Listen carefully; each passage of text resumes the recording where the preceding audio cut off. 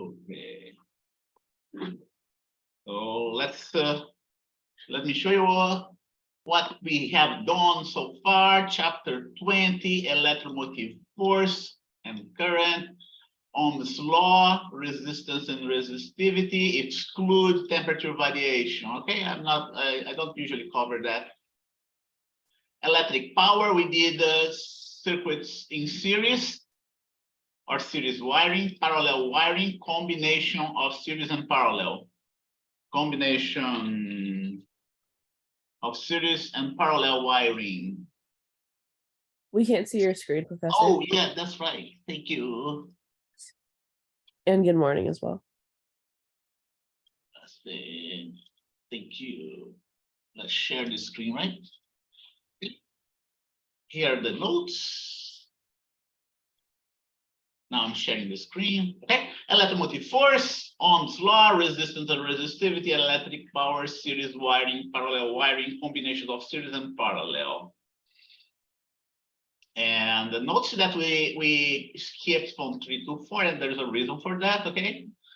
And here we also skipped from 8 to 10.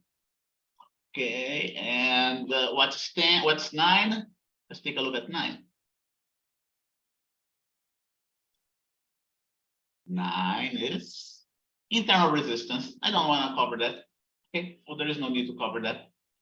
And Kirchhoff rules, measurement of current and voltage. We did measurement of current and voltage in the lab, and capacitors in series and parallel. And what's left here is alternate circuits and RC circuits. Let's do RC circuits first, and then we talk about alternate circuits. Alternate circuit is a little bit more difficult to understand. A resistor with alternate current with resistors only. Okay, let's talk about RC circuits first, and then we go finish this chapter with alternate current with resistors. Just as a reminder, are you ready for a quiz today? You know, I believe I mentioned that to you last time, right? We're going to have a quiz today at the end of the class. If you're ready, we'll do it. If you're not ready, we can postpone it for the next lab, for the next time we meet, okay? Which is the lab. Let me know what you want, and I will come back to that before we decide on that, okay? So RC circuits, let's talk about RC circuits. RC stands for resistor and capacitor circuit. Okay, yeah, resistor and capacitor. There are two types. One is the charging capacitor. This one must have a battery connected to it. And then we have the RC circuit in the capacitor discharge, right? Discharging capacitor. Discharging capacitor, no battery, no source of electromotive force.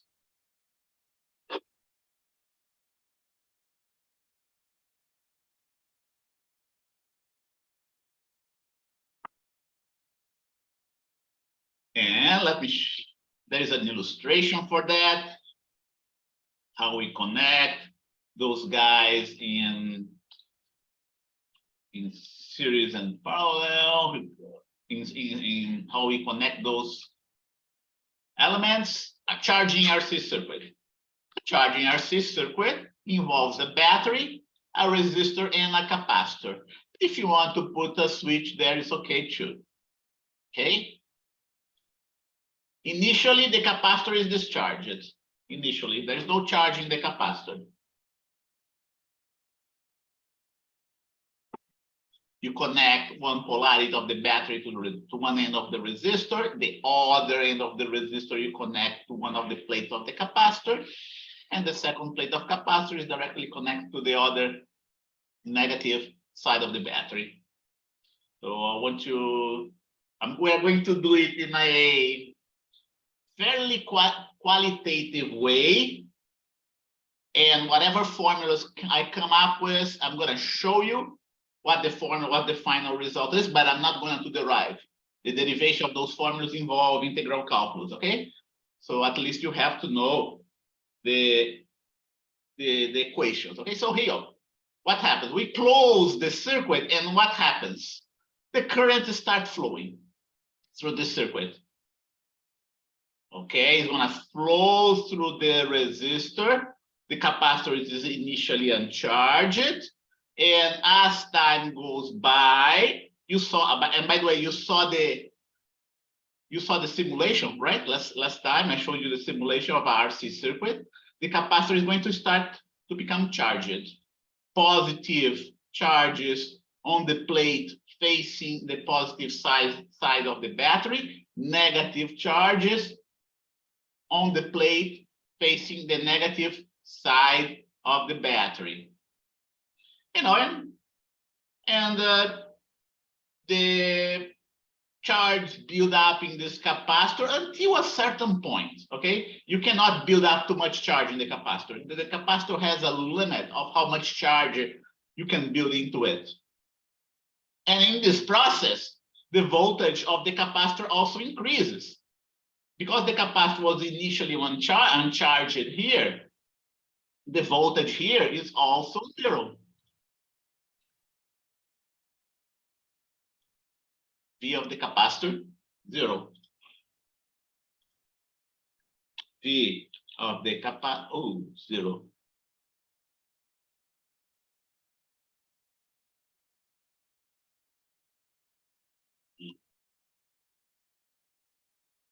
Symbol, here you go, times New Roman, here you go. And I gotta get this guy here, subscript.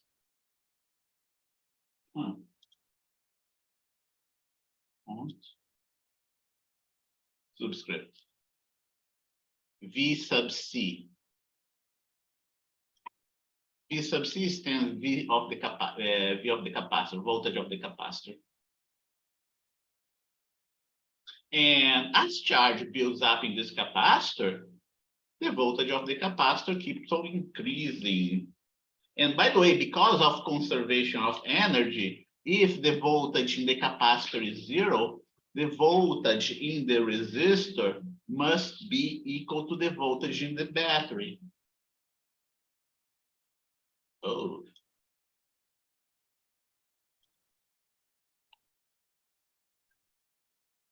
Now let's, okay, I'm going to italicize that as well. Because of conservation of charge, because of conservation of energy, not charge. As time goes by, the amount of charge in the capacitor increases. V increases.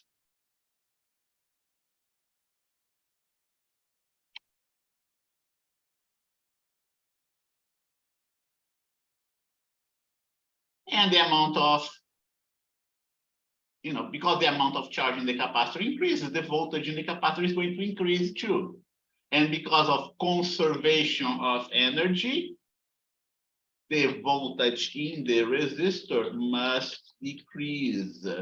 That's the qualitative way of understanding the circuit, which, by the way, can be closely derived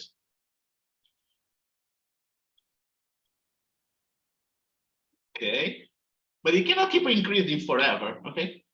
Cannot keep increasing. Eventually, the voltage in the capacitor cannot keep increasing forever.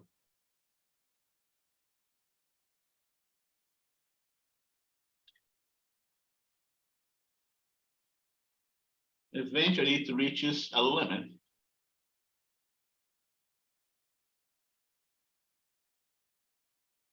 We see the charges increasing here. Eventually, increases. And finally comes a limit. Here's my limit. At this limit, the voltage in the capacitor is equal to the voltage of the battery. And because in order to have conservation of energy, the voltage across the resistor must be 0. And that's exactly what happens. The voltage becomes 0 because the current now is equal to 0. And according to Ohm's law, right? According to Ohm's law, V is equal to Ri. In order for V in the resistor to be 0, the current must be 0. And what else do you have? You can look at that. You can look at that, but just by imagine that this capacitor now is behaving like a battery. It's behaving like a battery and is now pumping a current in the counterclockwise direction while the battery is pumping the current in the clockwise direction. But now the pumping is so strong that it cancels, the pumping of the capacitor is so strong that it's canceling the current in the battery. That's how you can see that. Okay. So the story goes like that.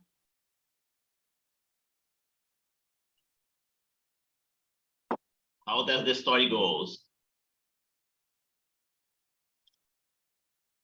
More students coming in. In a charging capacitor, we have the following steps. One,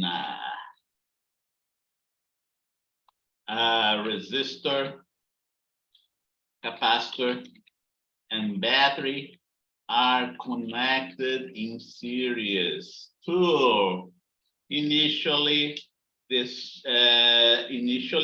capacitor is discharged, Q equal to 0. This circuit is open. This circuit is open. Well, now the switch is open, right? Switch is open.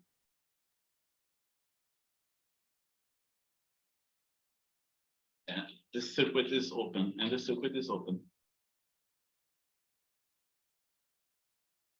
The moment you close the circuit, the moment we close the circuit, the capacitor, we say that at T, close the moment soon after the moment you close the circuit, and how do we denote it by mathematical terms? We say that 0 plus seconds, okay? At T equal to 0 plus seconds.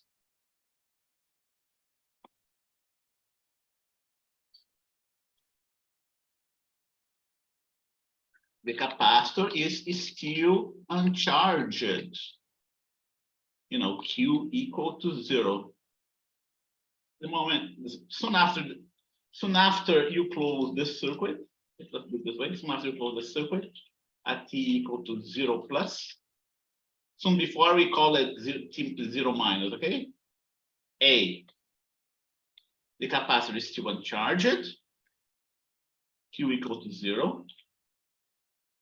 The voltage across the capacitor is still 0. Remember that the voltage is directly proportional to the charge. Directly proportional to the charge.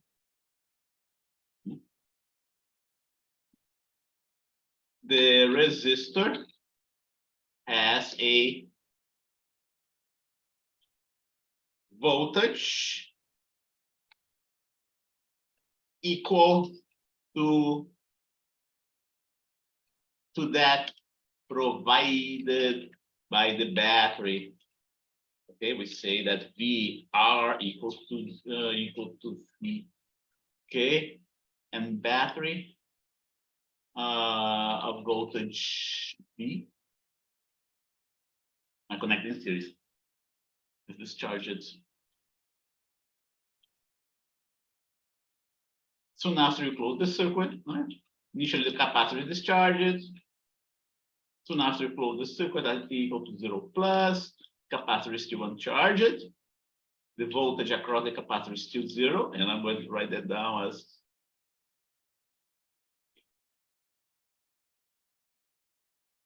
still 0.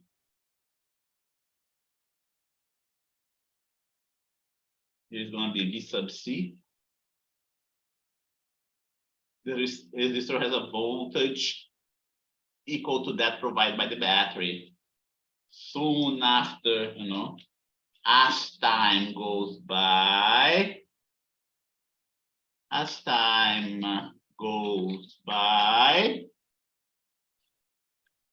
the charge in the capacitor increases.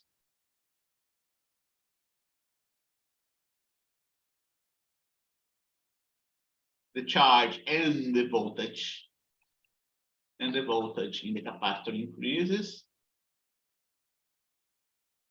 The voltage across as time goes by, I'm going to put it here too. A, the charge in the capacitor increases.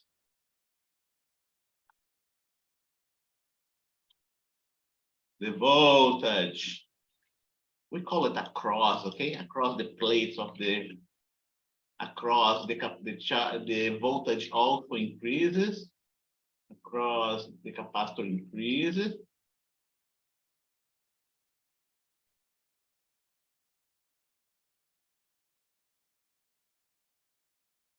Increases. The voltage across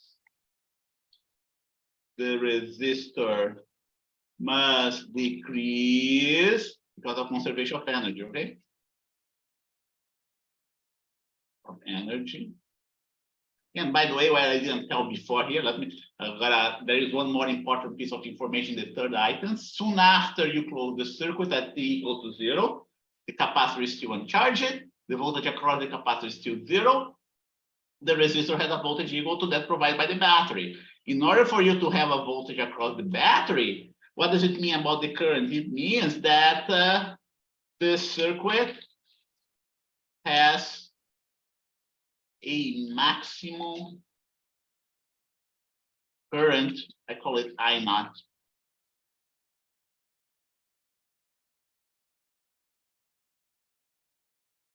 I naught.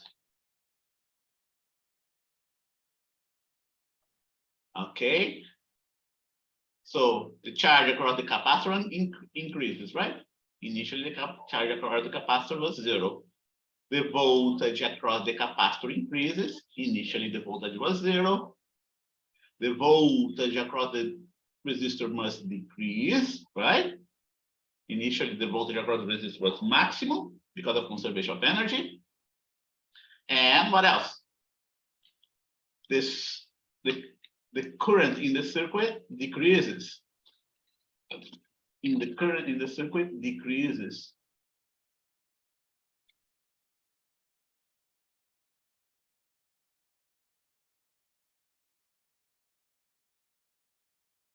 As time goes by.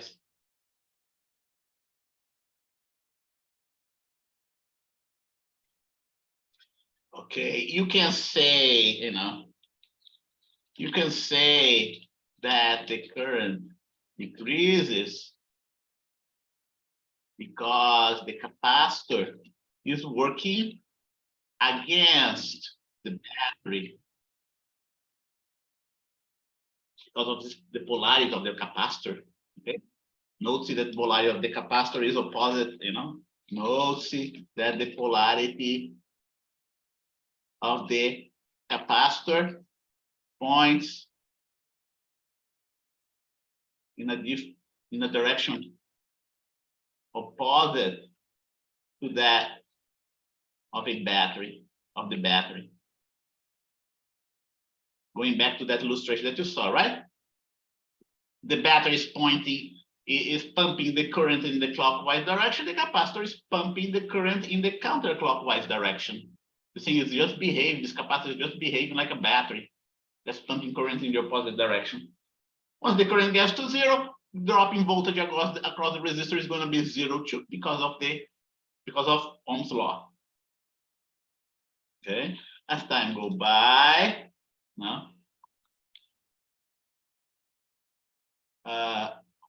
for infinitely large times, infinitely large times, T, we say that T T goes to infinity. I'm gonna put that for you here.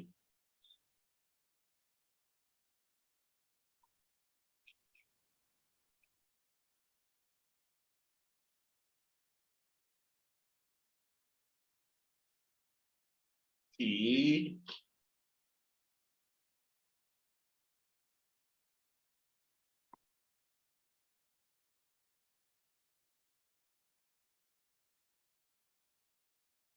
really large, that's gonna get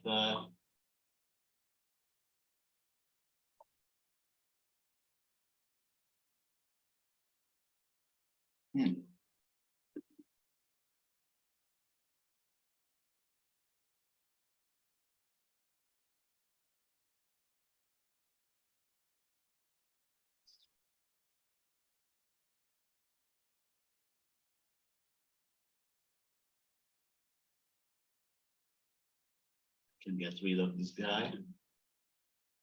Ooh. Times, comma, or infinitely large. Oh, that's fine. And I gotta put that here in item number 5, infinitely large times.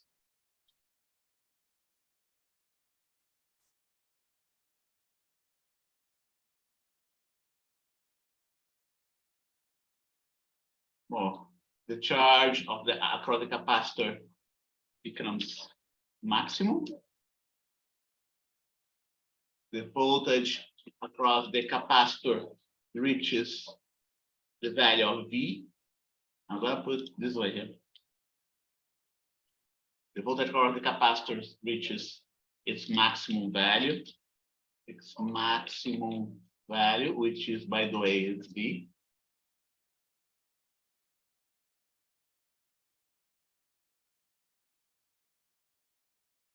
The charge across the capacitor reaches its maximum value as well. Reaches maximum value as well. And what's the maximum value? The maximum value is given by the definition of the charge of the capacitor. What's that? C times V. Can you see that? Remember, C is Q divided by V, right? And this maximum value is going to be the charge, the capacitance of the capacitor times V. The voltage across the resistor becomes zero. Becomes zero again because of conservation of energy. And the current in the circuit becomes zero. Becomes zero.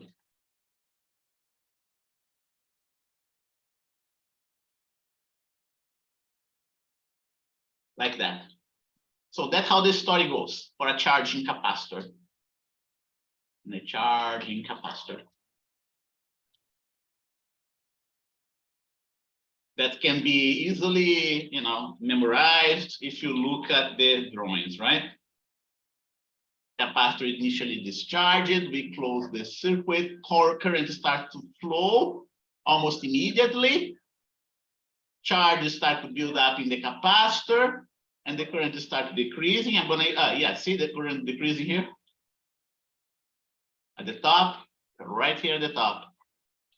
Larger current initially, the smaller current. More charge in the capacitor leads to a lower current in the circuit, right? See the current decreasing again. So if you look at this drawing, which makes lots of sense, right? You can easily conclude this step. See that at the end, the voltage across the capacitor is going to be equal to the voltage of the battery, and the voltage across the resistor is going to be zero, and the current is going to be zero as well.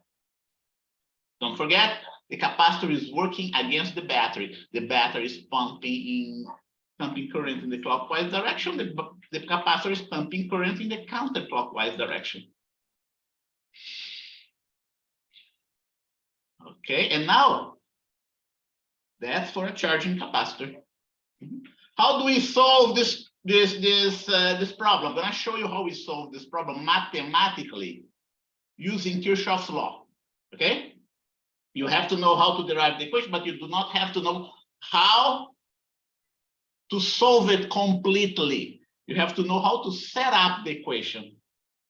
Okay, you have to know how to set up the equation. Let's write that down. Now let us set up the equations of the RC capacitor using Kirchhoff's loop law. Okay. And the way you do it, here you go. We have this circuit here. Initially, the circuit is open, right? I have to correct here. It has supposed to be negative. And once we close this circuit, I can go ahead and point the direction of the current. Since we don't have any current, I'm going to take this one out. Okay. And then, we go ahead and I identify the loops. There is only one loop in this circuit. Only one loop. I'm going to do a little bit more of steps here. Take this one out. Okay. Here you go.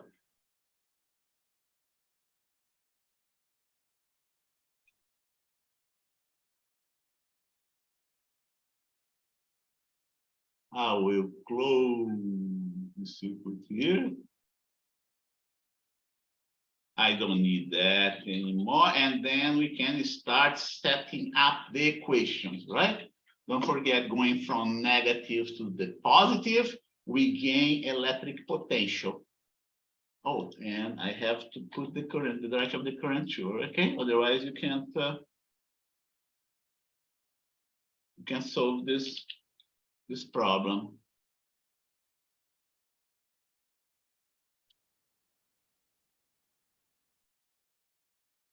Okay.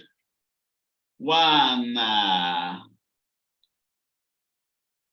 set up the direction of the current. It's reasonable to assume that this direction is the same direction that the battery pumps the current. Okay, should be in this case clockwise. Clockwise current.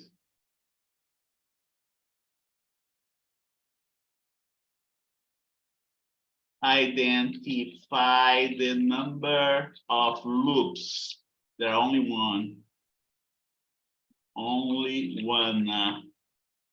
Identify the number of junctions. 0. There are no junctions. There is no point in which the current is split. Okay. So the current has nowhere to go but just to go in circles here. And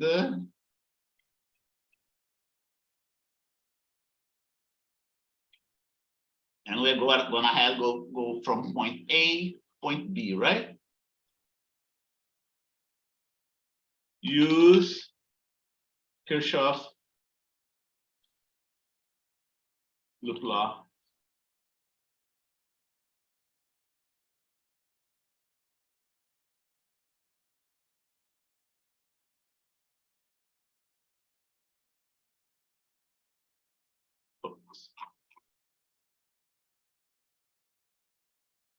Loop law.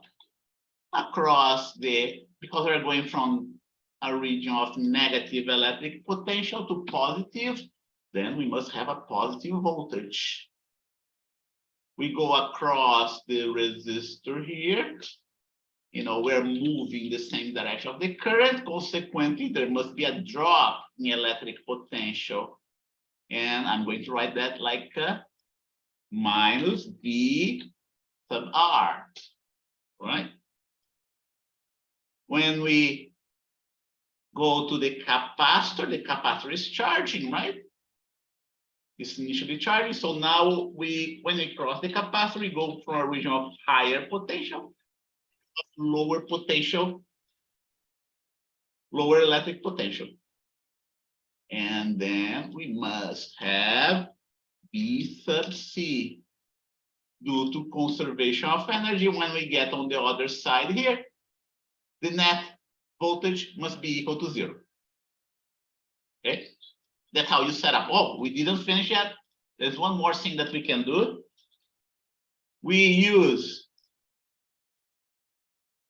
Ohm's law, which is Ri, and we use the definition of capacitance. Capacitance is Q over V. Consequently, V is going to be Q over C. Okay, so that's the equation that we use to solve for the circuit. Because I is delta Q over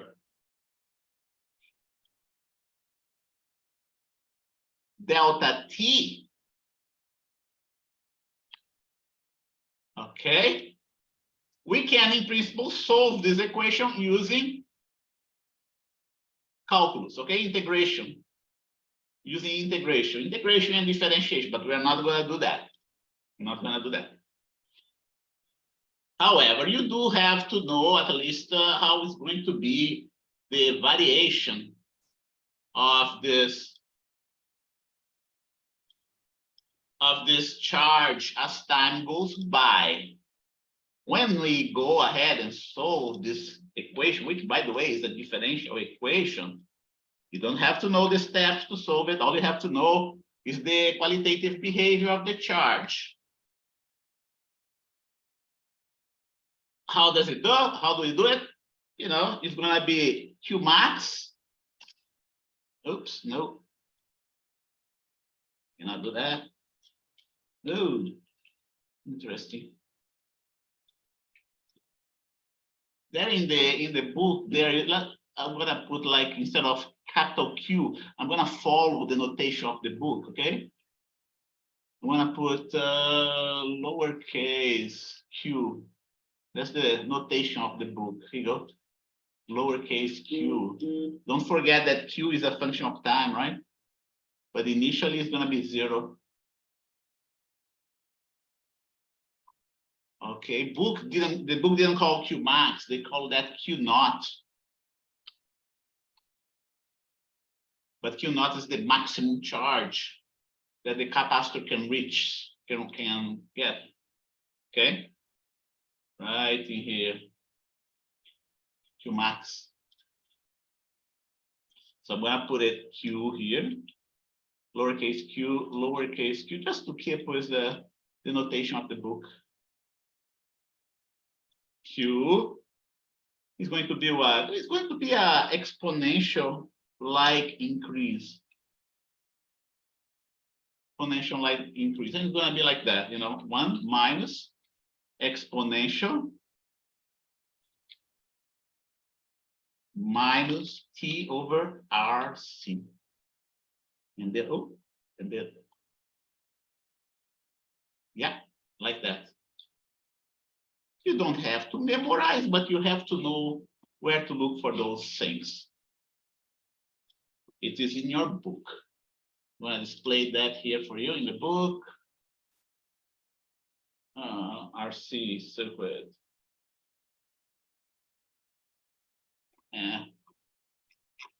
Doesn't want to. Sometimes those things don't work for some reason. Yeah, okay, now it worked. Okay, Q naught 1 minus exponential minus T over RC. And that's the behavior. It starts initially at 0 and grows exponentially. It's growing exponentially because we have our number 1 right here. This exponential here is decreasing, right? It's decreasing as time goes by.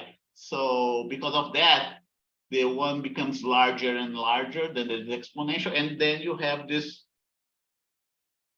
behavior. As time t becomes very large, this term goes to 0. And this curve goes asymptotically to Q naught. Okay?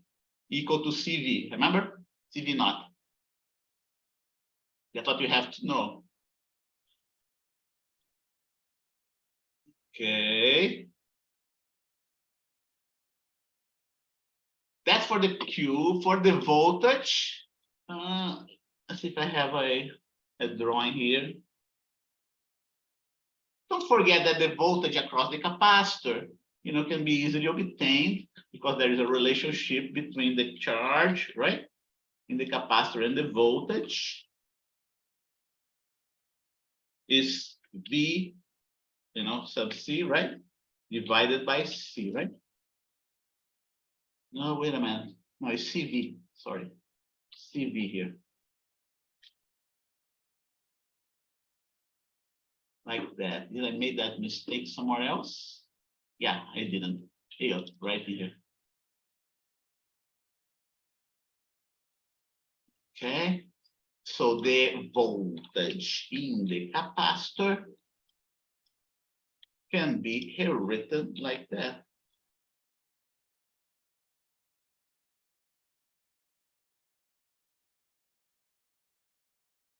Q naught over C. Right? Q naught, don't forget, is Q naught is V of the battery.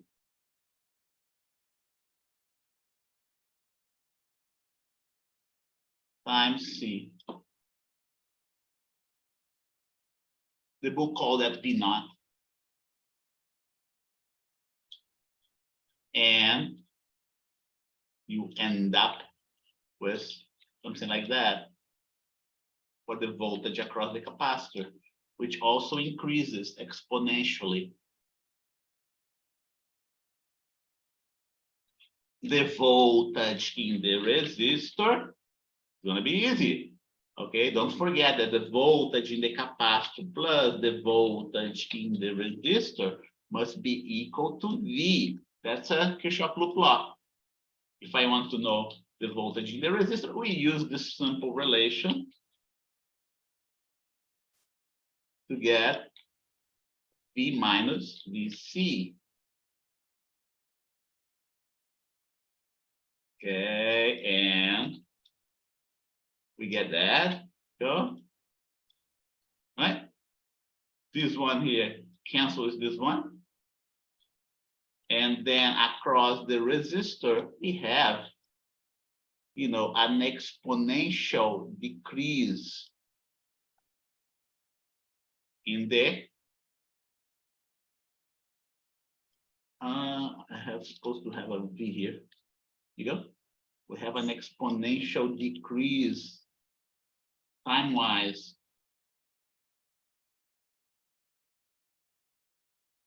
for times that are for time t equal to 0, this term becomes 1, and the initial voltage of the resistor is 0.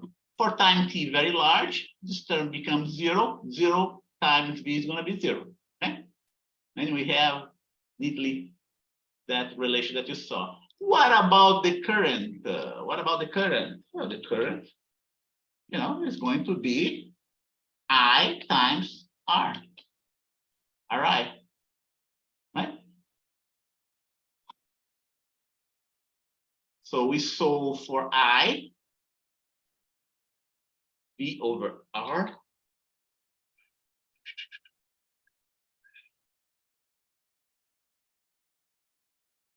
V over R.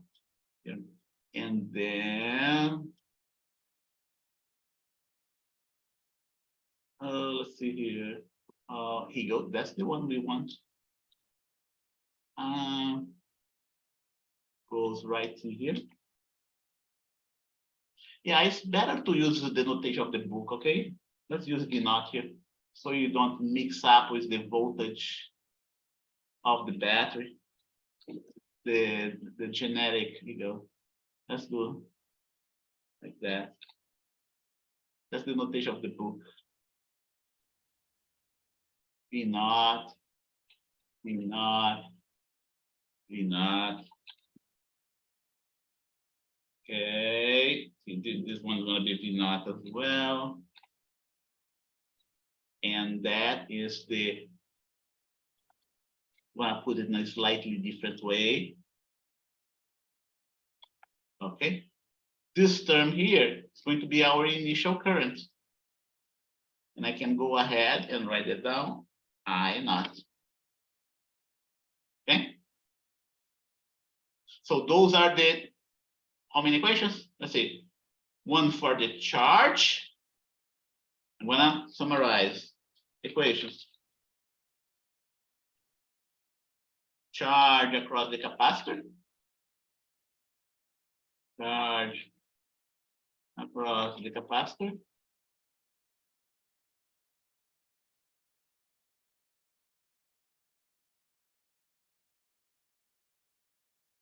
Voltage across the capacitor. Voltage across the capacitor, which is this one here.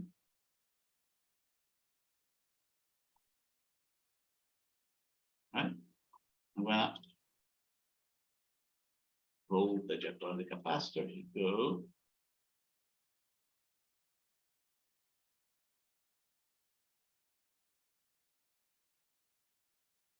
I'm gonna use this one instead. This one is easier to visualize. They're the same equation, but that's easier to visualize. You go D naught. Okay. What else? Voltage across the resistor.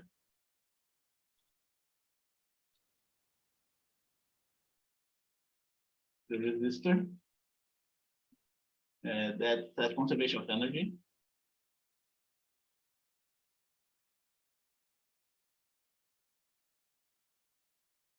Here, voltage across the capacitor is, definition of capacitance. Charge across the capacitor, solve a differential equation. So we don't do that here. The only thing that we did on the right was this one. Once we have this one, we can obtain the rest. Okay. And I'm going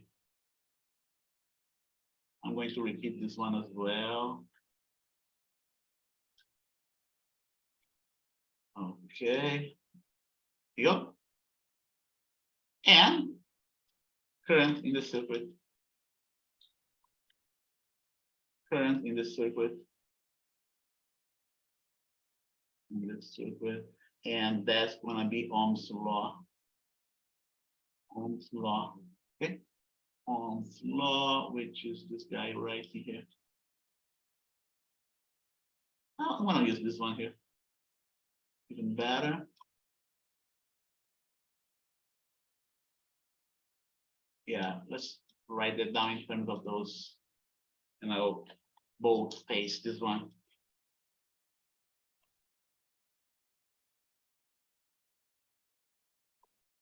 Oh, not what I want. This one. Yeah, I want this one. Okay.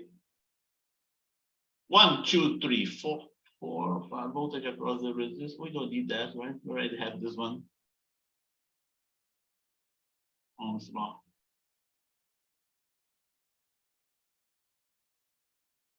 One, 2, 3, 4. Here increases exponentially up to asymptotic value. Here increases exponentially up to asymptotic value of E naught, up to asymptotic value of Q naught. Right? Here decreases exponentially. Here decreases exponentially.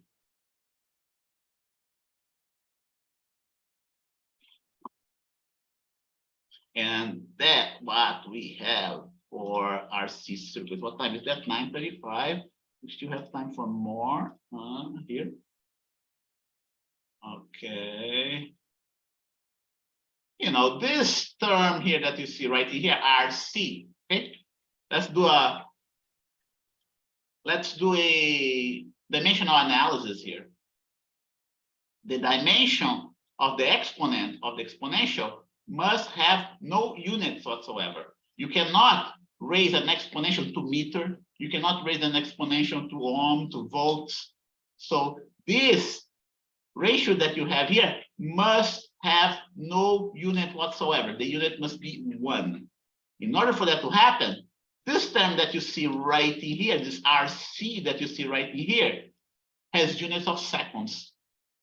Okay, and we can prove that RC is the constant of the circuit, okay, and has units as a unit of second, has unit of second. Okay, we can prove that. RC. What's the unit of RC?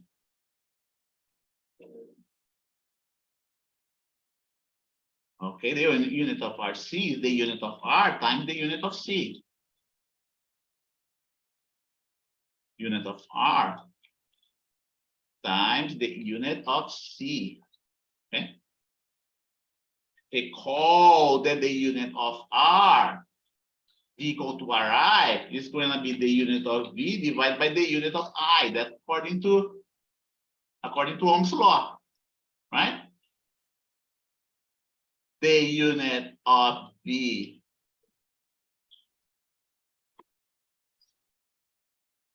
divided by the unit of I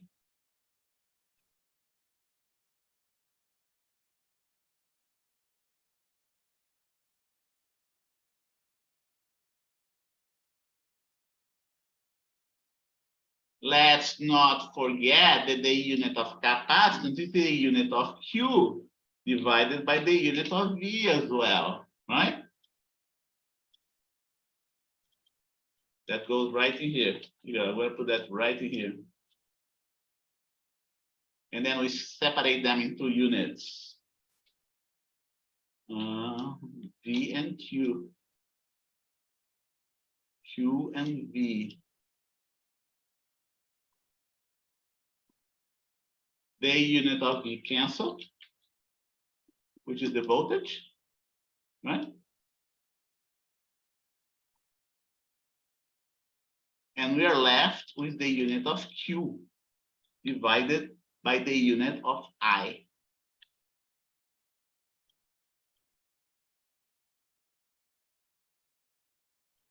The unit of Q is the coulomb. The unit of I is coulomb per second. And we finally have seconds here. Okay.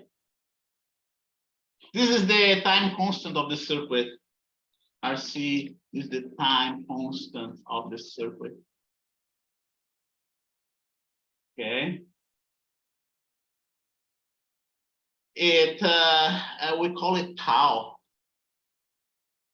Tau, the Greek letter tau.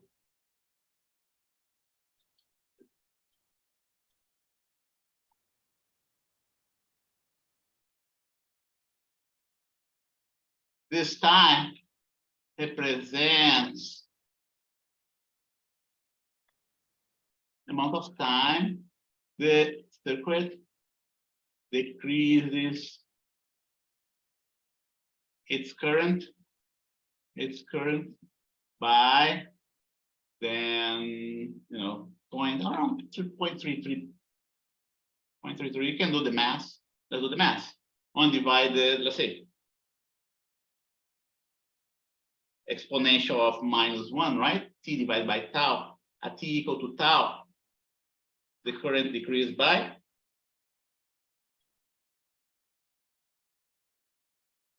E -1.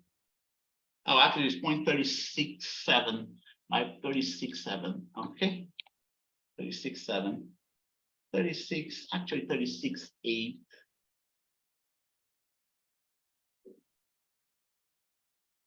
So if the current was I naught, after T equal to tau, the current becomes 0.368 I naught. It goes both ways, either increase or decrease. The current, this time represents the amount of time the circuit decreases current by, okay? The circuit decreases, I'm gonna put here between parentheses, increases its charge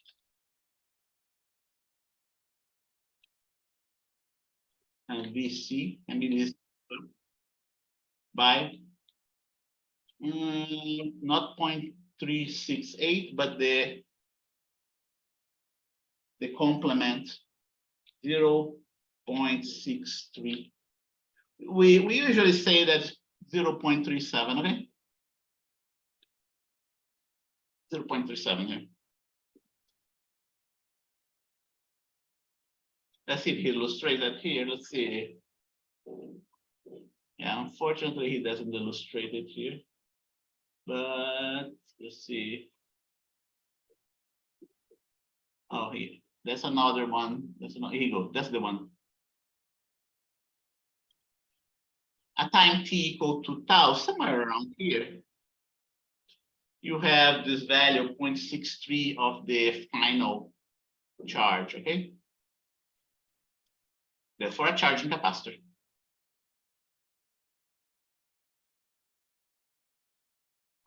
Now we're going to do the other one, a discharging capacitor. It's also important, discharging capacitor. Okay, discharging capacitor. What's a discharging capacitor? Okay, discharging capacitor is a capacitor that is initially fully charged, okay, connected to a resistor only. That's the circuit. Note that I subtract the battery. In a discharging capacitor, there is no battery in there. Otherwise, the battery is going to keep on charging the capacitor, okay? So we go ahead and do the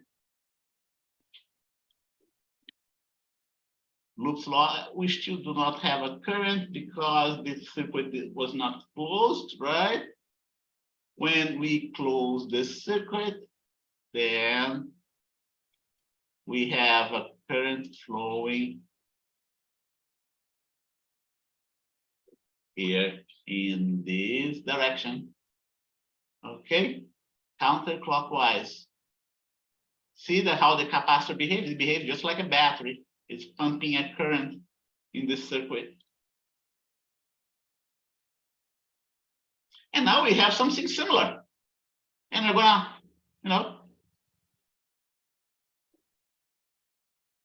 we're going to, as time goes by, let's see, we have, yeah, let's start with this one here instead. For some reason, I didn't get it right before.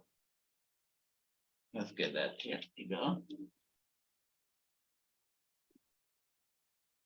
The capacitor is fully charged with 4 positive and negative charges that are at the top. I am eliminating the battery so you don't get confused, okay? There's a practical way of doing that. The current is initially 0.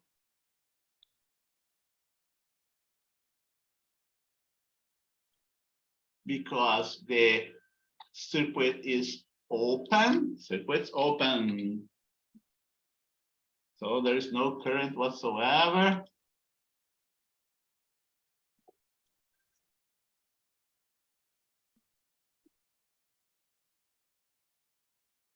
Discharging, discharging RC circuits.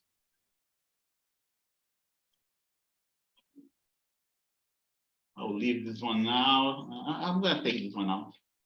So you don't get discharging RC circuit. Okay, then discharging RC circuit. For some reason, I have only 3 here. I shouldn't have only 3 here. When we close, I'm going to do like that. Close this one. Right? Here you go. Open, close. Now current start being pumped in this circuit.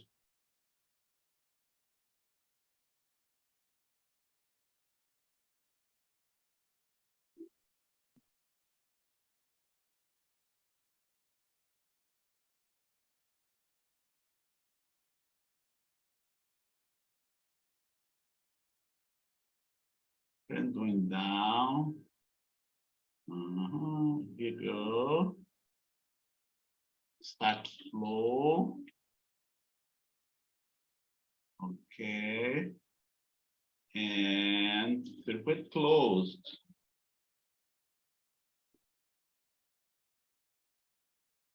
It's charging. Open. Right?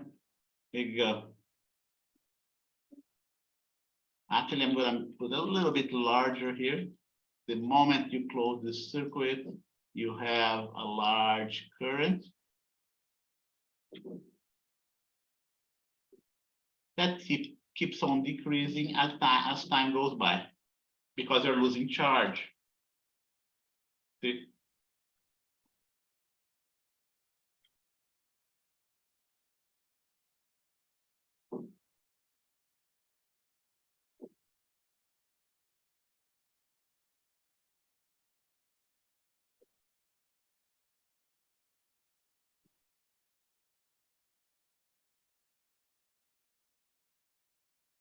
And this current decreases in size because now you have less charge in the capacitor.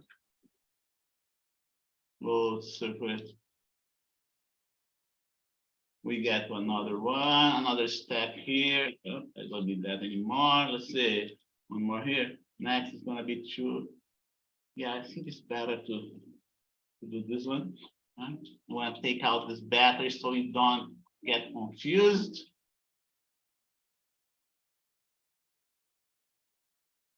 Closed circuit. Okay. Current is decreasing.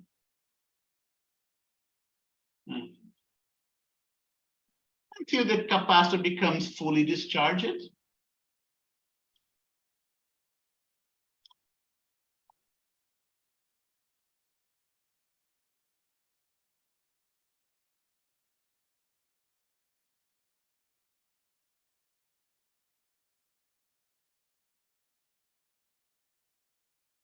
And no current flows through it anymore. Okay, here you go. Here's the fully discharged capacitor.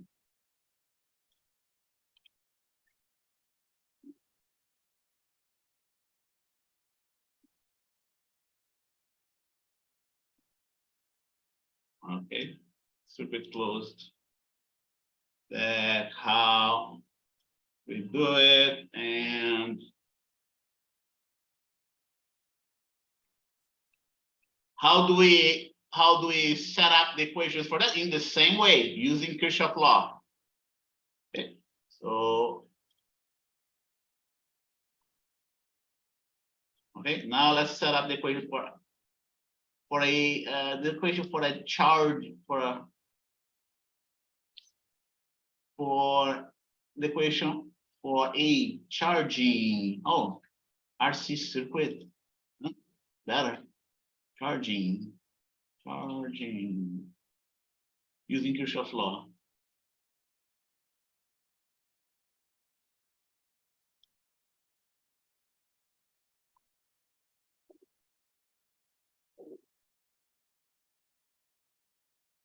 For a discharging RC circuit using Kirchhoff law, okay? Set up the direction of the current. Is you to assume that this direction is the same direction that the capacitor pumps the current counterclockwise. Counterclockwise in our drawings.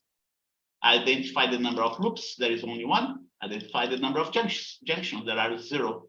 Use Kirchhoff law. Now we're going to have one less element going. Now let's set up this loop in this counterclockwise direction.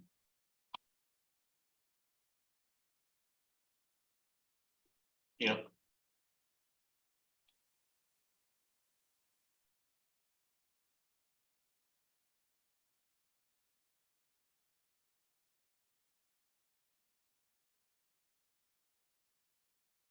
Now we have to, invert the direction of the flow, right?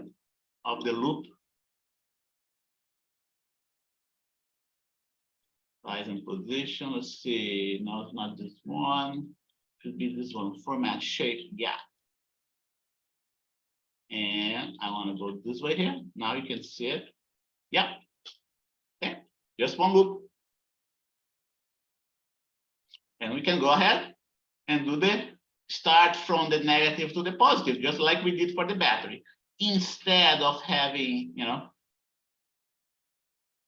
plus V for the battery, you're going to have plus VC for the battery, for the capacitor. There are only only two elements in the circuit, the resistor and the capacitor. When we go through the resistor, we are going to lose energy, electric potential energy.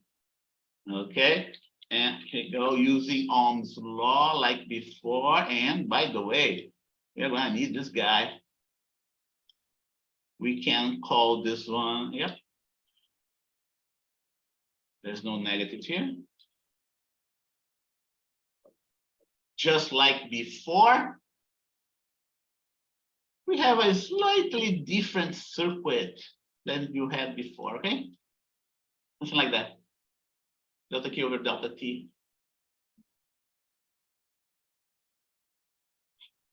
When we, when we solve this equation using differential equation, we get an exponential decrease on the charge. Exponential decrease on the charge.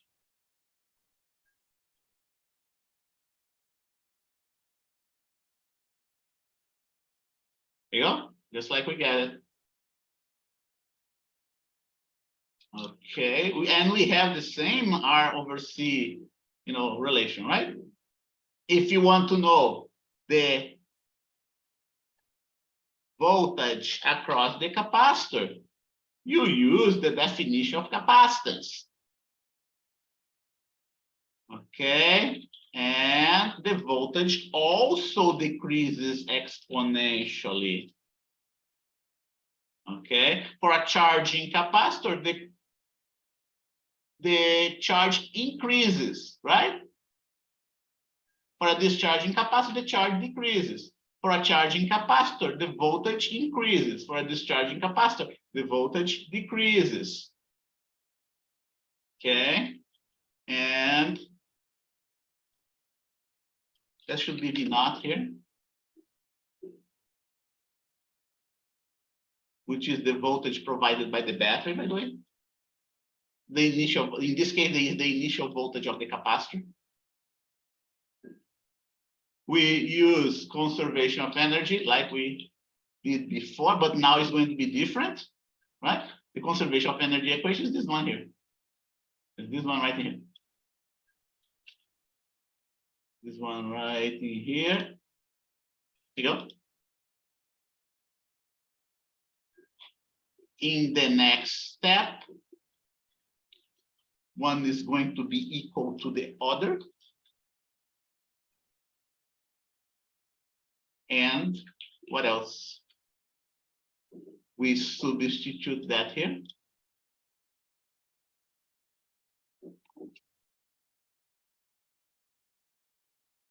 We see here.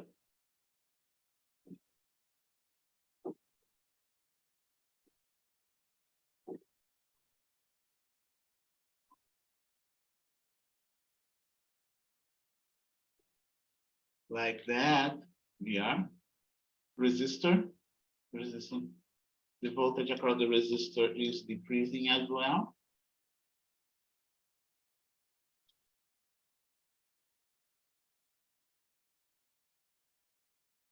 We do not need that.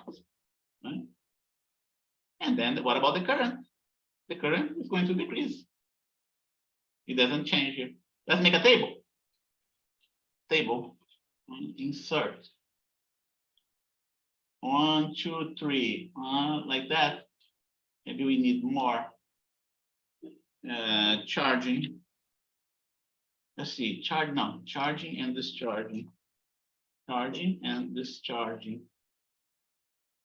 Here is going to be quantities. Charge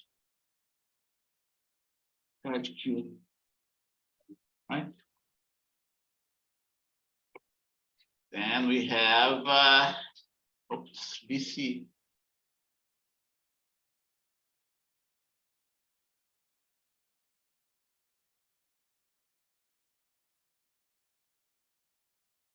What else? BC, DR,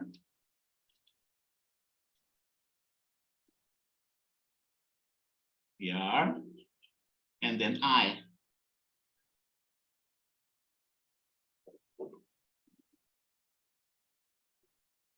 I put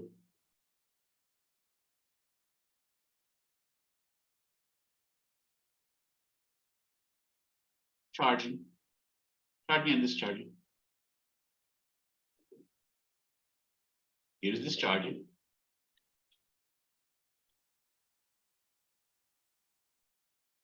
In this case, it decreases.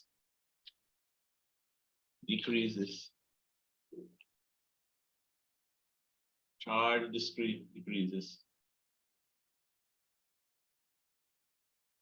This one decreases as well. Decreases as well.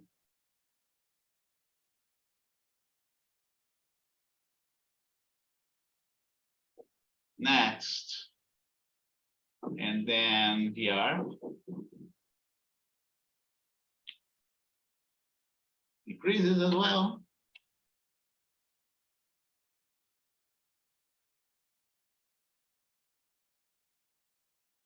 Right? And then we have this one here. Decreases. Everything decreases here.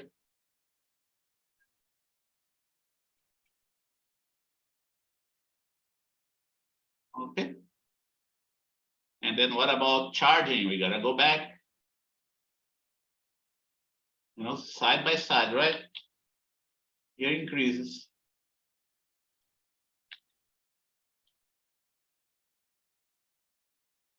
Increases. Here also increases. I'm gonna change it to B.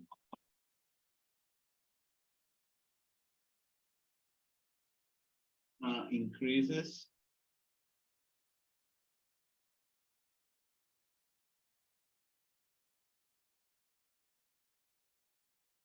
Increases. What about VR? Decreases, right? I'm going to unbold everything here. Those are going to become bold-faced as well. 9:58, almost time. Let's see. Decreases, yeah.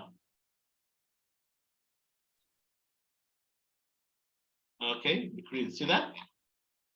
Here increases and here increases, but here decreases and decreases. But those, the equations end up being the same, but are two different situations, right? Current in the circuit, voltage across the resistor. Okay, let's see how many students we have. Oh, 20, that's good. Okay, so before we move forward, I'm considering giving you a quiz today, okay? Is that okay with you all? Are you prepared? Quiz, you know, at 11:35. If it's not okay, let me know, and then we transfer it to Wednesday. It's ready there for you to do it. Nobody says anything. That's because we're set up for a quiz 11:35. Okay. Good. So let's take attendance. Oops.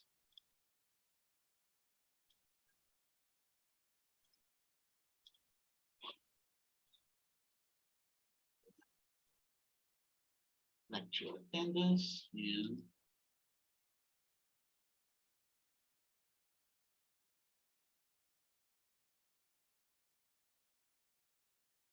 today is the 20th. Yeah. Now, Randy, are you there, Randy? Yes, I'm here. Okay, is that okay to have a quiz today, Randy? If you don't say anything, I will assume that it's okay for you. Okay, so let's see, chat. Next, Vanessa Bonilla. Are you there, Vanessa? Okay, good. So it's okay to have a quiz today, Vanessa?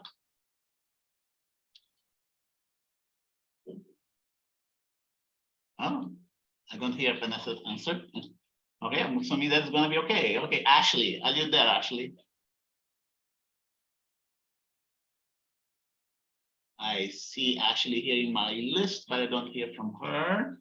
I'll put a star. Next is Natalie, Natalie Espinosa. Thank you, Natalie. Next is Jeanette, Jeanette Garcia. I'm here. Okay, by the way, for today's quiz, I need you to be logged in, okay?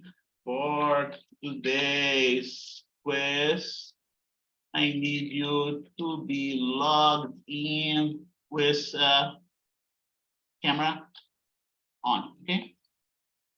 Just like we do in the exams, okay? Next, Noor Hassan. Are you there, Noor? Oh, I'm here, sir. Professor, I'm here. Okay, thank you. Next. Actually, was that Ashley or Noor? Was Noor, right?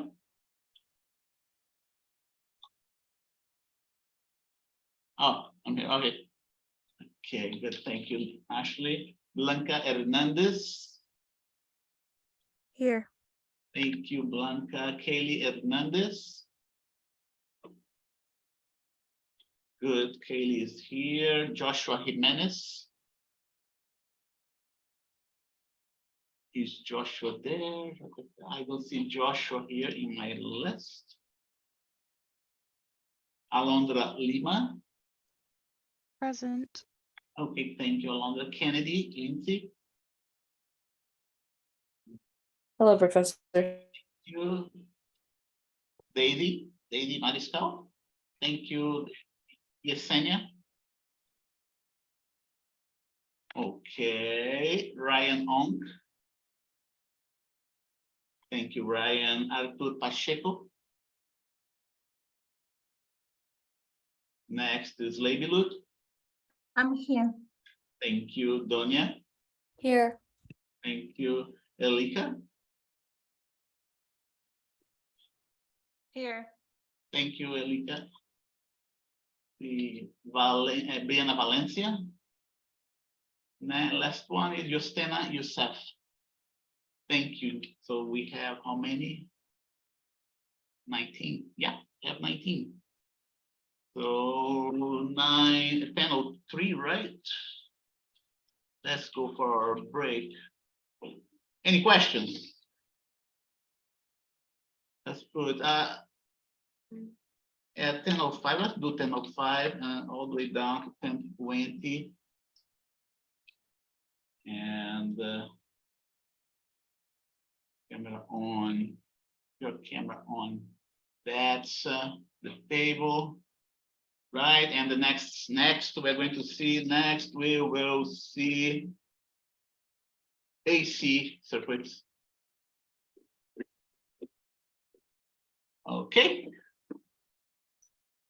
If there's no questions, we can start our break now, and we'll be back in 15 minutes.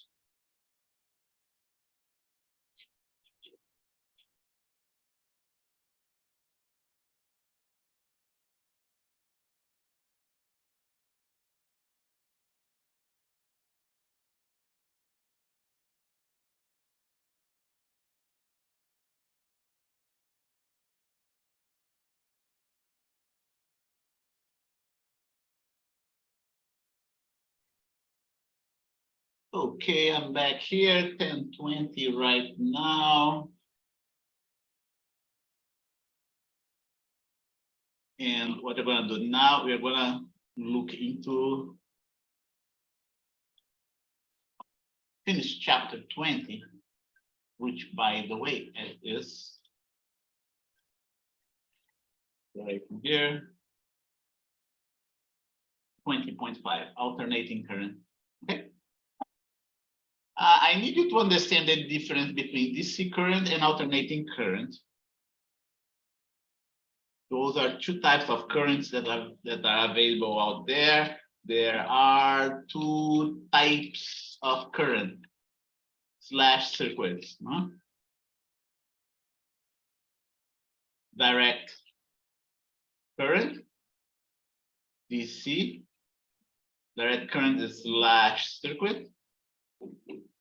that we call DC and alternate current or circuit. Let's put this. Let's alternating current or AC.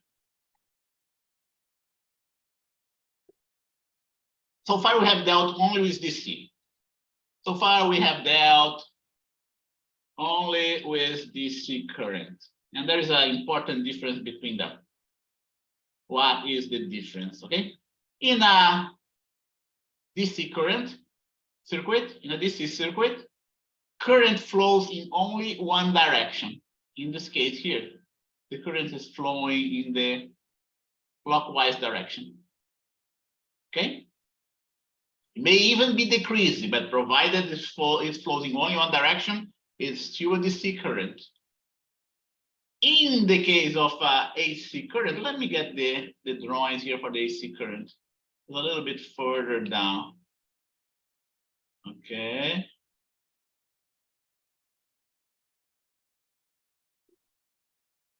In the case of AC current, alternating current, the name is is exactly what it means. The current alternates direction.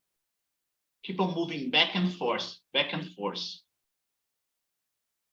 Okay, and look at that. I hope I have the drawings here. Okay.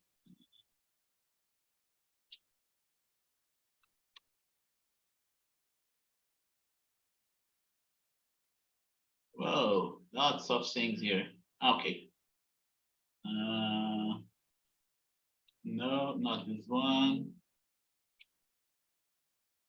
We're getting there. There is a way to create alternating current. To get a DC current circuit, all you need is a battery. But in the case of alternating current, you need a different device.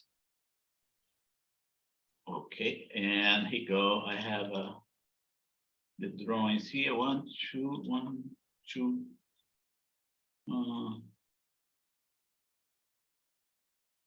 Yeah, here's a, there is a device called a generator that changes the voltage back and forth in a sinusoidal fashion. It's rather easy to build this type of devices, okay? We use them, we build them using capacitors together with that other device that I mentioned to you at the beginning of the course. That is an inductor. And we represent this battery that changes in time by this circle with this little worm here inside, this tube right here inside.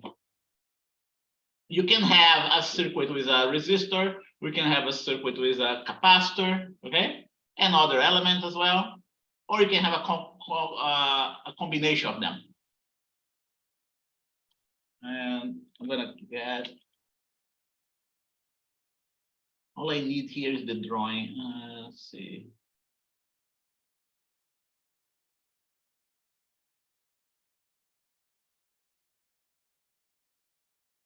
It doesn't look like that's the one. No. Yeah, it looks like that's the only drawing I have it here. So I have to.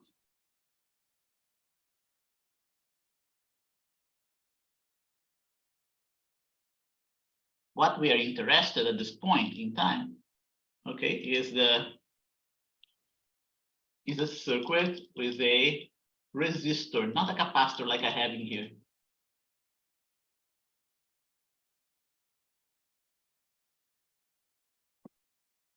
Connecting capacitor, we did that, right? Yeah, we did that. We did that. Here are the graphs. Okay, and AC circuit. Okay, and I'm going to need a resistor there instead of a capacitor. Let me put that here.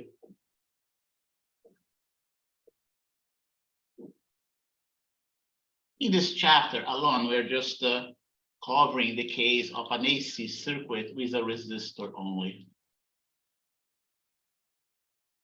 And then in the later chapters, we're going to talk about circuits that has other elements like capacitors and even inductors.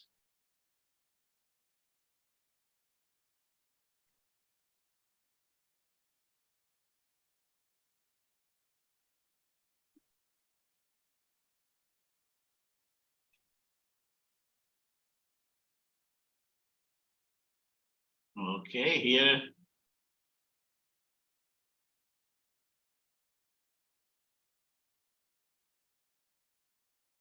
Resistor right here.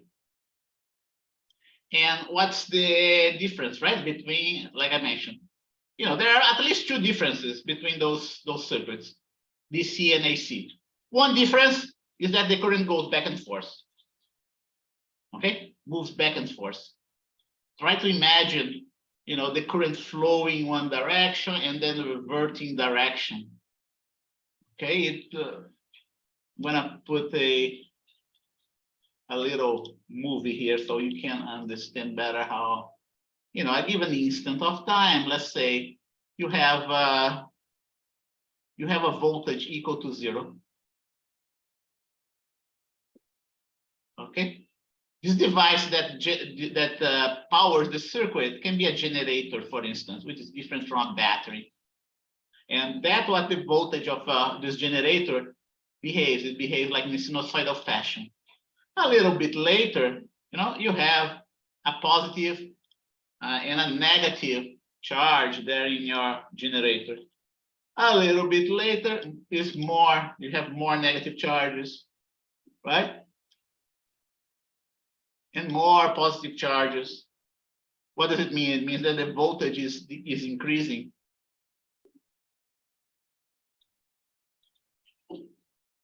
It means that the voltage is increasing. Oops.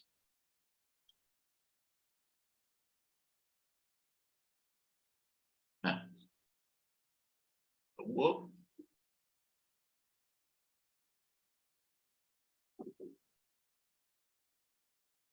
A little bit later, a little bit more of charge, until it reaches a peak voltage. And then it starts decreasing.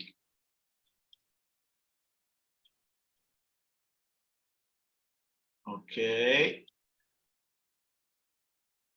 It's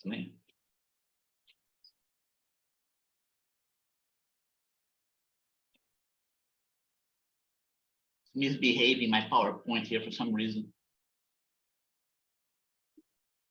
Let's see. Yeah, now it did. Okay, here we go. A little bit later, we're going to have an even lower voltage, which is represented by the number of electric charges next to my generator. Okay, and then something happens. At this point, something happens. Okay, initially you had 0 charge, and now it will return to have 0 charge. But not only that, it's going to return to have 0 charge, but then you are also going to invert the polarity of your generator. Okay. So, question. This one, see, this one here that I want with the inverted polarity.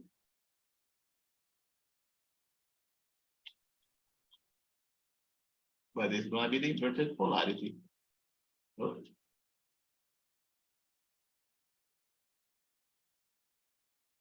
You're going to know, huh? Oh, mas olha só lá fora.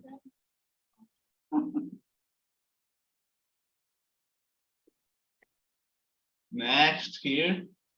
So that's the important behavior of a generator that you must know.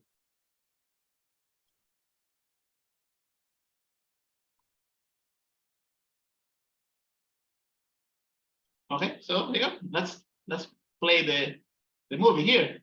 Here you go. The generator started with a voltage equal to 0 in this instant of time, and it increases slightly. You know, it's still not the maximum value. Increase a little bit more, and then start decreasing. When it decreases to 0, what's going to happen? The voltage gets inverted.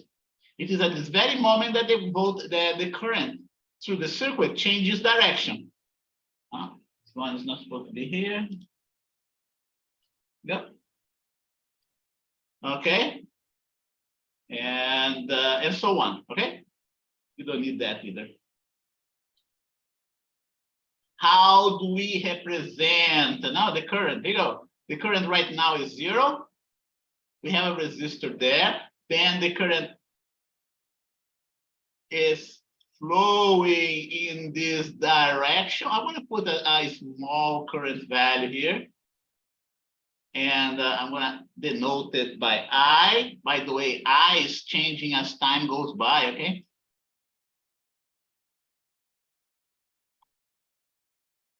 The voltage changes with time. The current also changes with time.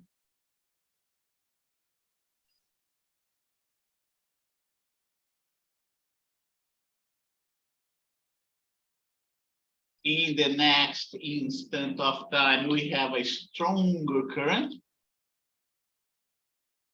Okay. And in the next instant of time, even a stronger.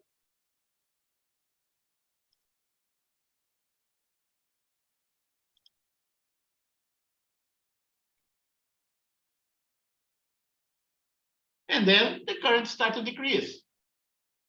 Should be the same length as here.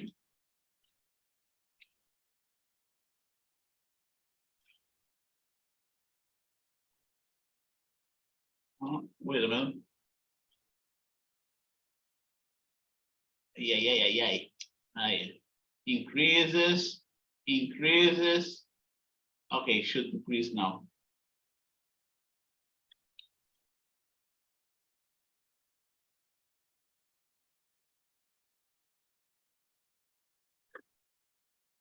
But it's still the same direction. It's not alternating yet. The current is not alternating yet, right? Get this arrow again.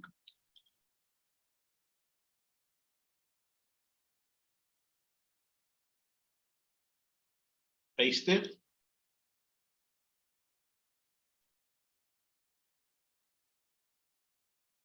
Eu vou adicionar então.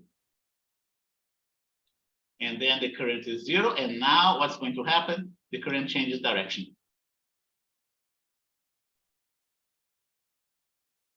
You can see this type of behavior in that simulation that we have now. Now the direction of current has changed. Okay. And we change the direction of flow of the current.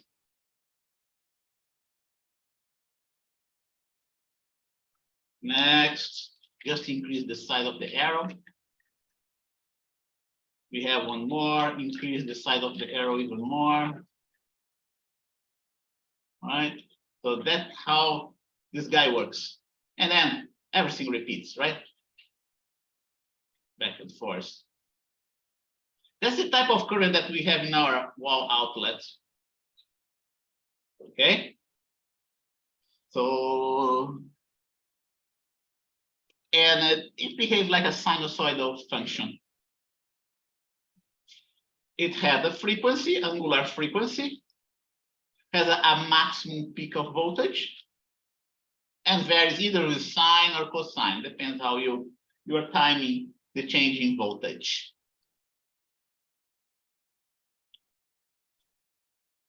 Let's write it down.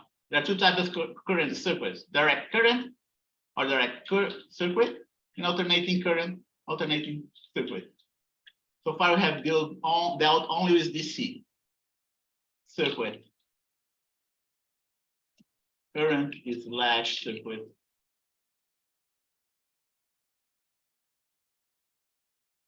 In a DC circuit, the current flows in only one direction. In a AC circuit, the current flow changes direction. And what else? In a DC circuit, the current is powered by a battery. In AC circuit, the current is powered by a generator. Okay. Okay, in the case of a AC circuit, the voltage looks like the following. Looks like just like this equation here that you see. The delta V that I'm writing down, this delta V here is the voltage of AC circuit. We usually do that to denote a difference between one circuit and the other. We usually denote lowercase v as being for AC circuit. Let's see how your book do. Yeah, here you go. Yeah, he doesn't do that. Okay, so I'm going to do according to the book. Here you go. The voltage is a function of time, and it is equal to a maximum voltage that your book called V naught times, 2 pi omega naught, omega t, which is also 2 pi ft, okay? Angular frequency, omega is angular frequency, 2 pi f is the angular frequency, f is the frequency. The symbol, as you saw, is something like that. It is really with this tilde. You see that also in your book. What else you have to do? Oh.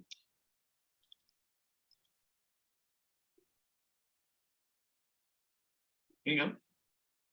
The voltage changes like a sinusoidal fashion, right?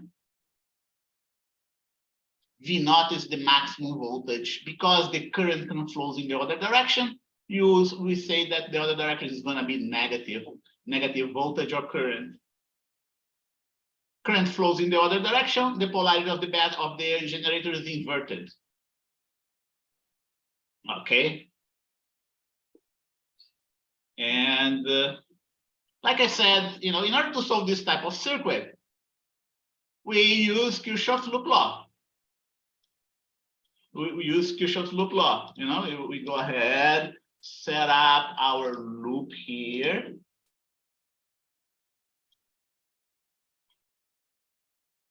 That is only, in this case, there is only one loop and no junctions whatsoever.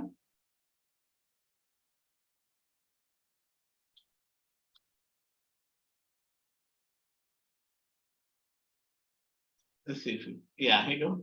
I am making the direction of my loop in the same direction of the flow of current.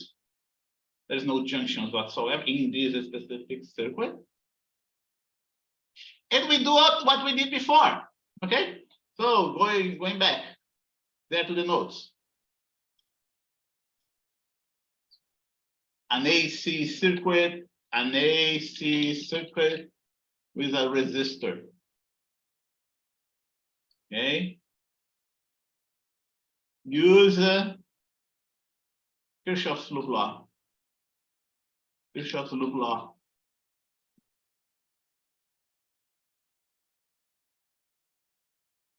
Given the voltage variation in a AC circuit with a resistor, use Kirchhoff's loop law to find the current. Use Kirchhoff's loop law and Ohm's law to find the current in the circuit. Okay? Treat that as an example, right? solution. Okay, so V through a generator. Okay. So V through a generator from the negative to the positive. We are going to go through the resistor because we are going through the resistor and we are flowing the same direction as the current is flowing. We must have a decrease in electric potential, right? V of the generator minus V sub R is equal to 0. Okay, we are going to replace V of the generator by V naught sine of 2 pi f, 2 pi ft. And we're going to replace VR by the resistance times the current. And then we can solve this equation in terms of the current. V naught divided by R. Oh, V naught divided by R here. And that's my current.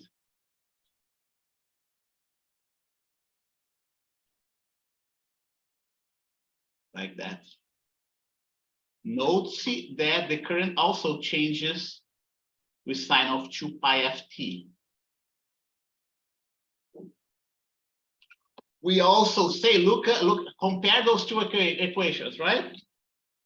I is V naught over R sine 2 pi ft. And by the way, I can even simplify this equation to write that as I naught here. So you know that this term has a current dependency. And note that those two equations are very similar to one another. They are both, I'm going to put the I as a function of t here. Right? They are both proportional to sine 2 pi ft. Okay?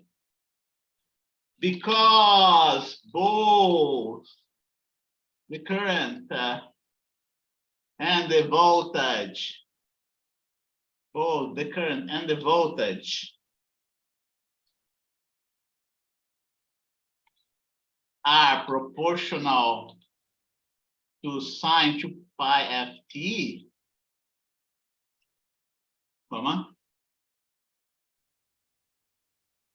we say that they are in phase. Okay,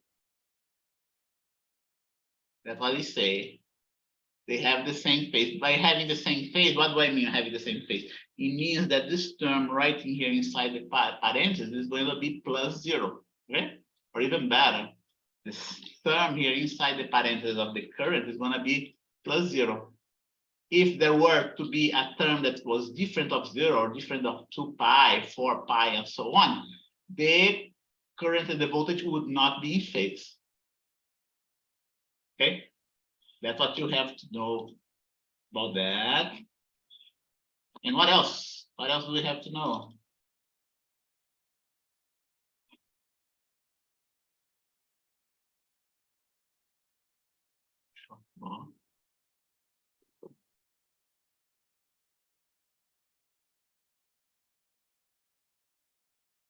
What about the power? You know, we can look at the power of the circuit as well to see how much power you spend. You know, power is going to be what? Just like that equation that we saw before, is V times I. But in this case, I and T and V are going to be dependent on time. And then we can here write this equation as V, right here, I'm going to take out that 0 from the, to simplify my equation. When I do that, what do I get? I get a square in the sign. Okay, here you go. Here. Square in the sign. V naught, I naught, sine square of 2 pi ft. This one, because of the square, this one is gonna always be greater than 0.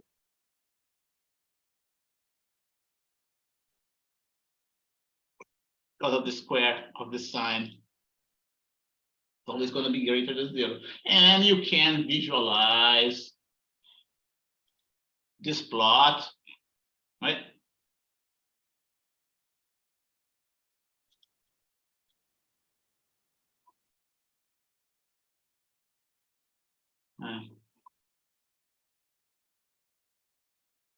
Let's see. Okay, finally, here you go. Here's the V against T, right? And it also works for the I. The I is gonna be in phase with the V. It's gonna cross the T axis at the same instant of time that the V crosses. And what about the power? Okay, the power is gonna look like that. You know, it's not gonna be negative at all. It's gonna be always positive, but it's gonna be a sine square of the function. A sine square function. Okay, because it's a sine square, you know, the frequency of the power is going to be shorter than this frequency, right? If we put both, you know, both graphs together here, you know, you're gonna get a peak here, a 0 here, but then you're gonna get, will always be positive. Okay, that's how the power compares with the voltage. Okay, because this power is changing with time.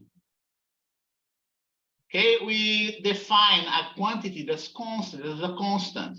And this quantity is called the average power. Okay, what is the average power? Okay, the average power is going to be half, you know, of I naught V naught. We can derive that mathematically, but you can also view that in a graphical format just by visualizing average value of the power right here in between those two lines, right? The amount of energy that I have here is the same amount that I have energy here, right? The amount of energy in this area here is the same amount of energy that I have here.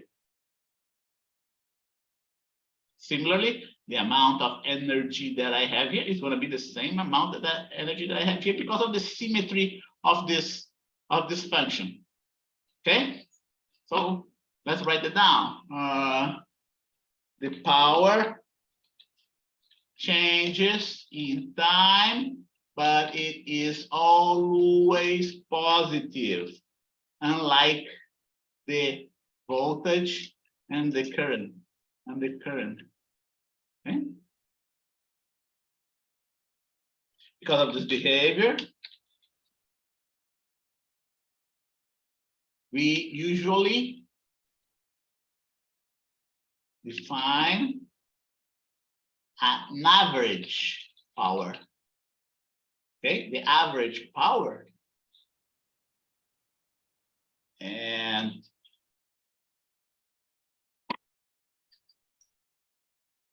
And the average is usually denoted by a bar there at the top.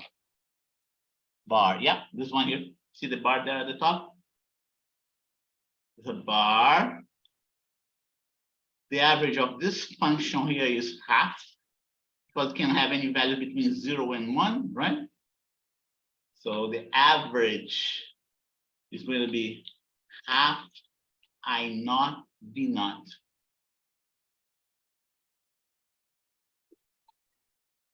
Okay.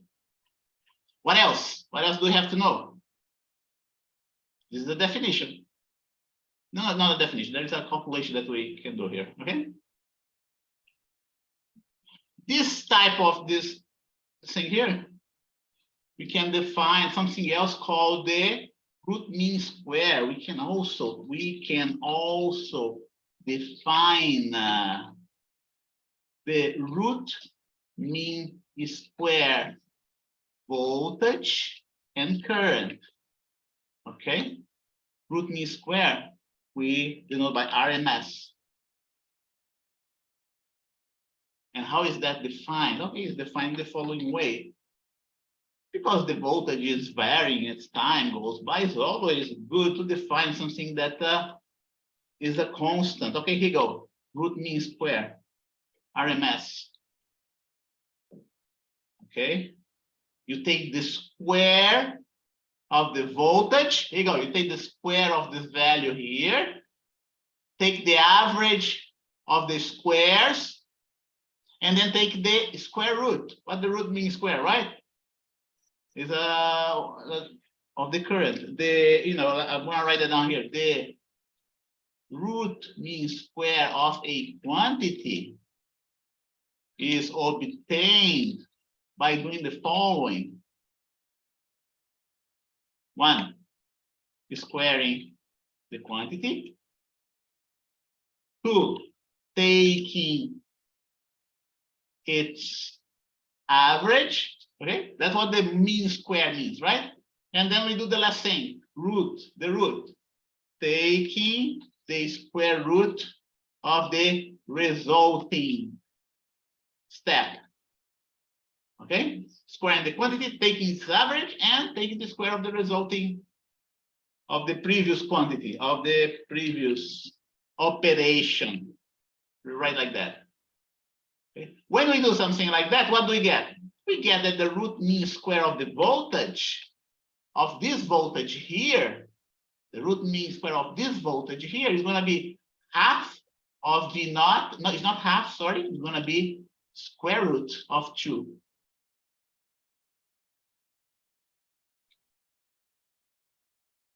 Times V naught. Similarly, we have for the current,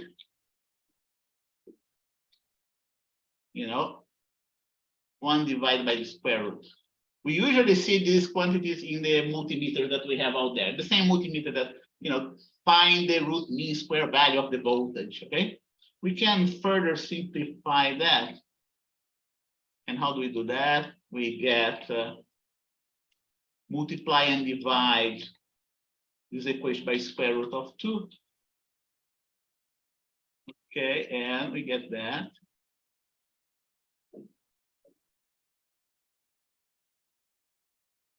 I naught.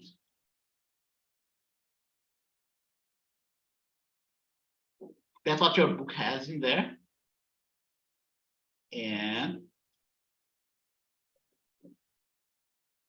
if we, based on this definition, we can go ahead and here write the equation for the power, right? The equation for the power can be written in terms of square roots of 2.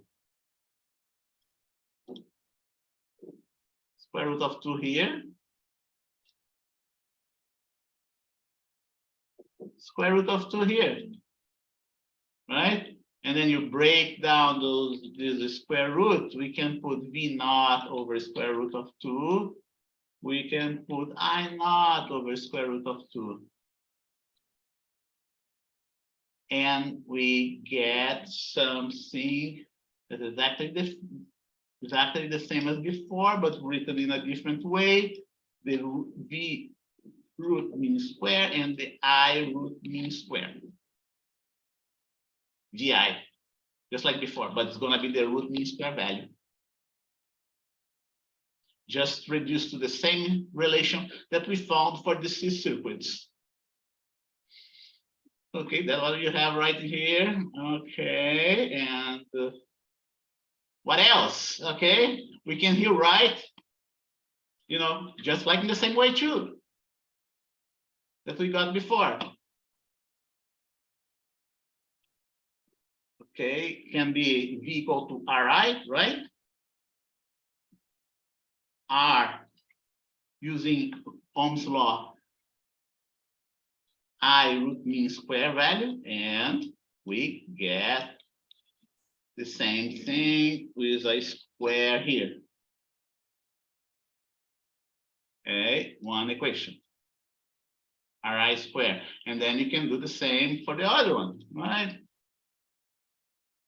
The V equal to Ri, right? I root mean square, is equal to Ri is V root mean square divided by R, but don't forget we still have to raise to the second power.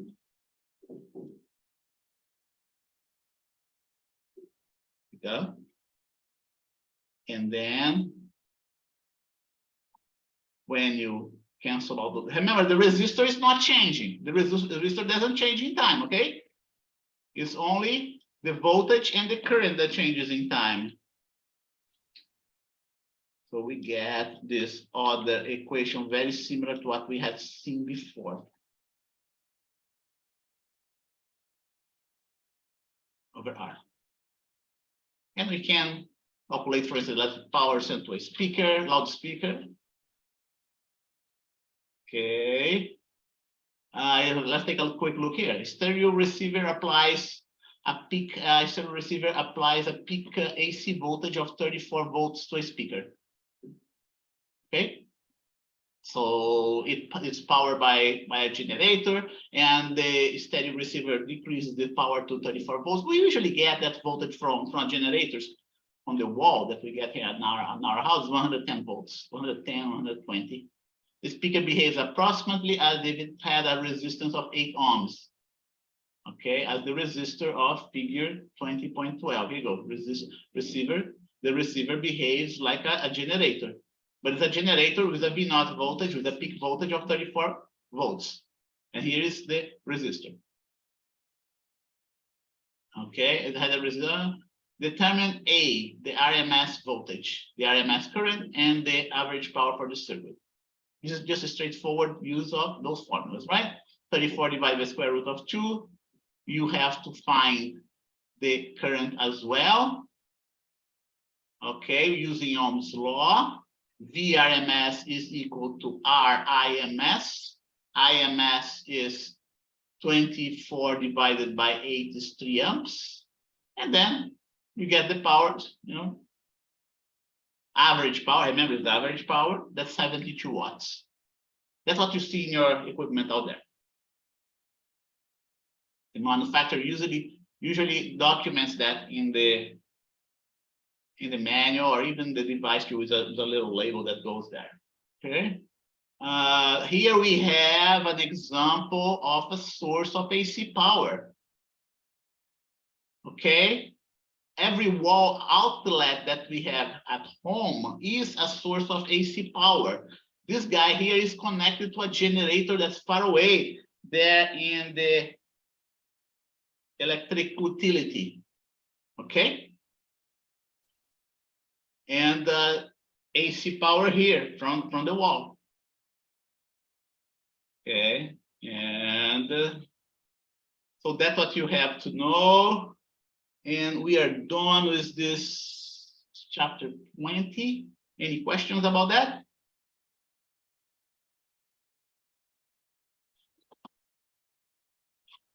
What I want to do, you're falling a little bit behind, right? So I want to start magnetic force and magnetic field.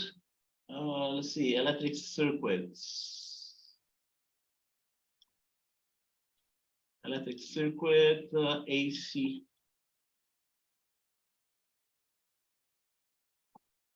AC. Okay. And magnetic force and magnetic fields. Let's start with magnetic field first. This is a type of phenomenon that has been known for a long time. The ancients in antiquity, the ancient Greeks, they knew of some naturally occurring stones that had the capability of attracting pieces of iron filings. Okay, and they gave this phenomenon the name of magnetic force. And back in later on, the Chinese and also the Mongols, they start to use a magnetized needle to orient themselves. Okay, they noticed that a magnetized needle would point roughly in the north direction, not exactly in the north direction, but just close enough to serve as a useful device for navigation means. Oops. So let's write it down. Magnetic, that's chapter 21 now. Magnetic fields.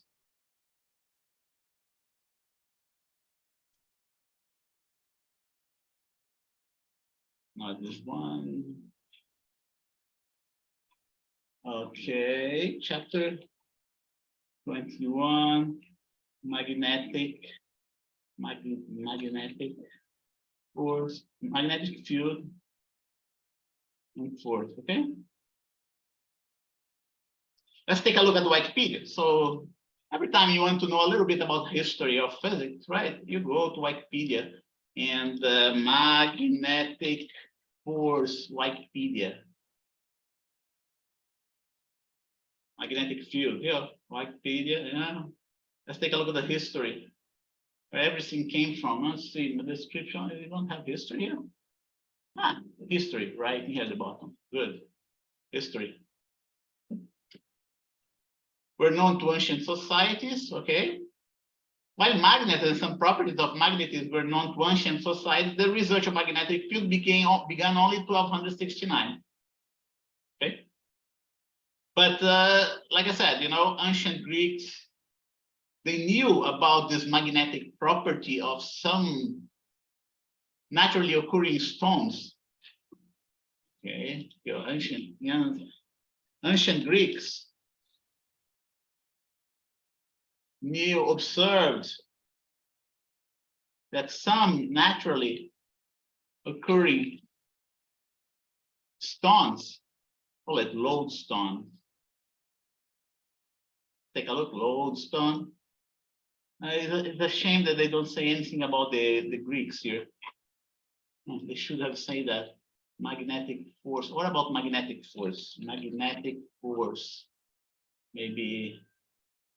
Nope. Yeah, they don't have it. History. Footnotes. Yeah, no.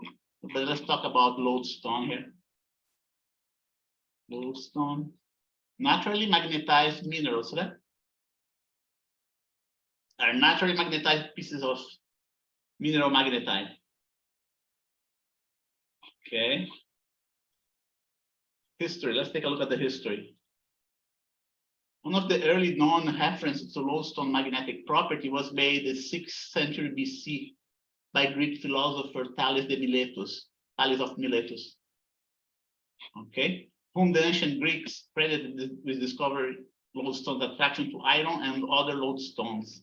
The name magnet may come from lodestones found in Magnesia, Anatolia. Okay, Anatolia is Asian Minor, right? In Turkey, contemporary Turkey, Anatolia. The earliest Chinese literary reference to magnetism occurred in the 4th century BC.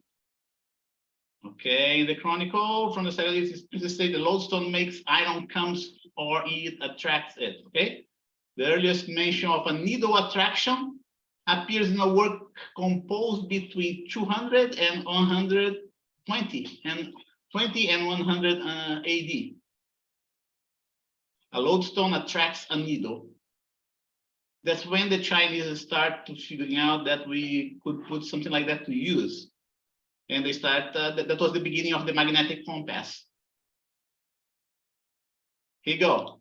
A lodestone attracts a needle. In the 2nd century BC, Chinese geomancers were experimenting with magnetic properties of lodestone to make a south-pointing spoon for divination purposes.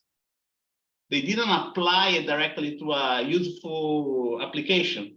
They start using that as a device for divination, where they would use the direction of south-pointing spoon to organize the furniture in the home. Okay, when this plate is smooth bronze plate, this spoon would invariably rotate to a north-south axis. While it has been shown to work, archaeologists have yet to discover an actual spoon made of magnetite in a hand tomb. Okay. Later on, they start to use that for navigation. And that's the origin of magnetism, okay? So that's, they observed that some naturally occurring stones would attract iron filings. It was easier to attract iron filings because they were very small, okay? And this is very hot here.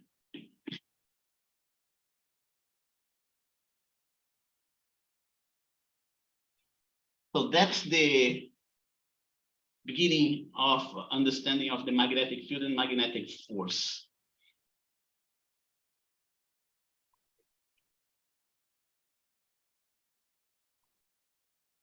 So what do we say about magnets? Okay, here you go.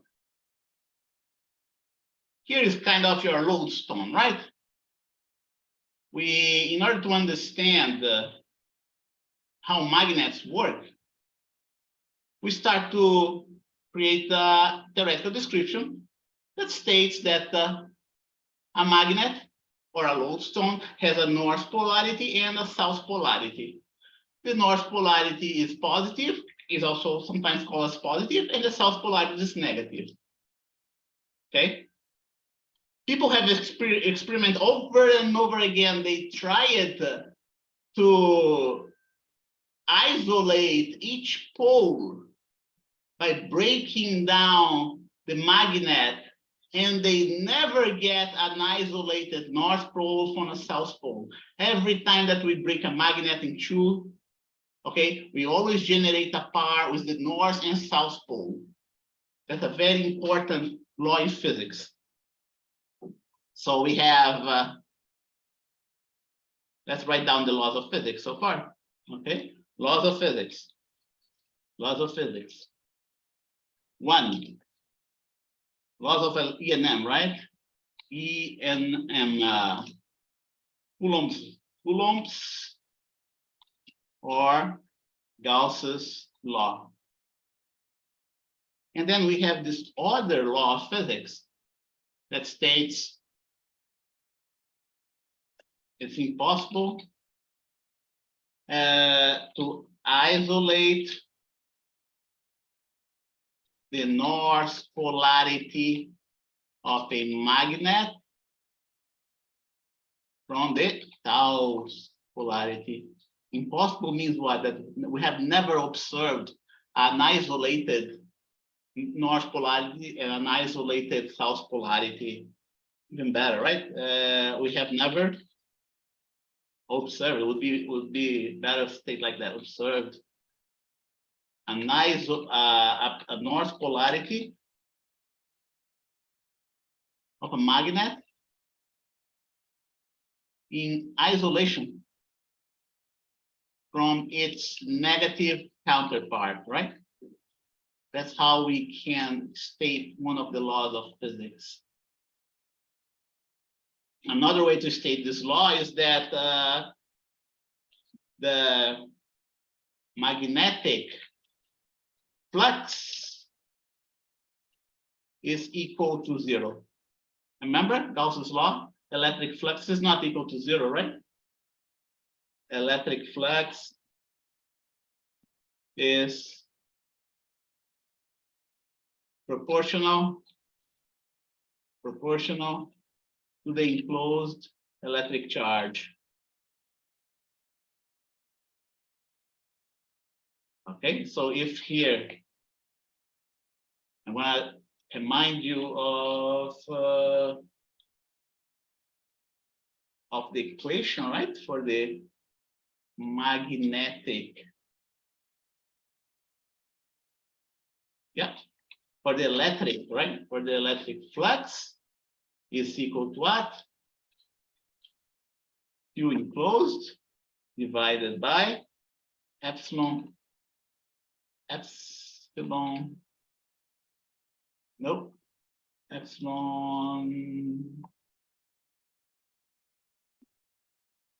naught Well, it's not the same for the magnetic flux. You know, the zero that comes, this statement that you see right in here states that, what does it say? It says that we do have electric charge in isolation. We have negative and positive charges in isolation. Yeah, that's what this statement is telling us. Okay, but here it's going to be different. Oops.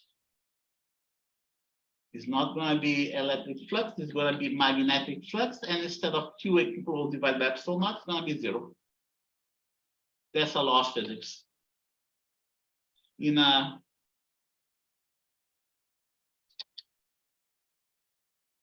qualitative sense, what does it mean in a qualitative sense? That there is no northern or south polarity. North and south polarity in isolation has never been observed.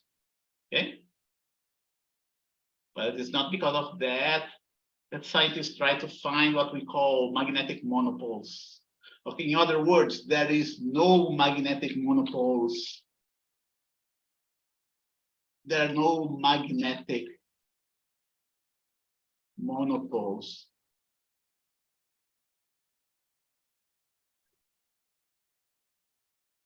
And what else do you have to know? Here you go. North polarity, south polarity, two magnetics. What we call here is the magnetic dipole. Magnetic monopoles do not exist, but magnetic dipoles do exist. Okay, a basic difference between electric fields and magnetic fields. Electric monopoles exist. Magnetic monopoles do not exist. The least that you can get is the least you can get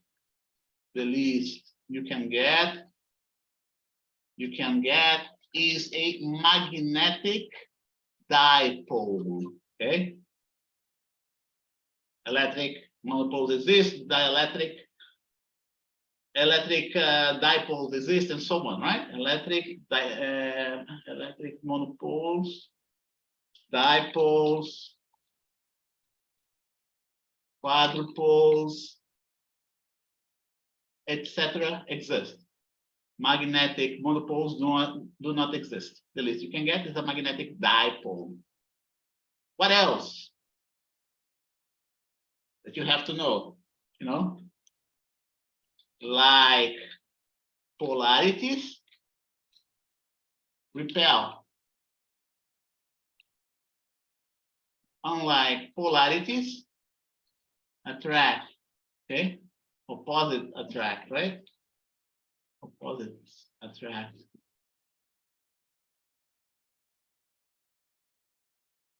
That's similar to what we see in electricity, right? Similar to electricity. Like polarities repel and like polarities attract.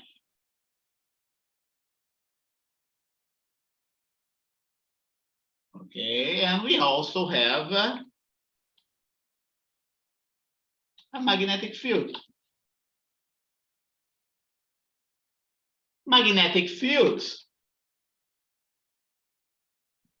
can be the magnetic field of a magnet can be mapped using a compass or even iron filings too. Iron filings, you can use iron filings to see that. We have this illustration here in your book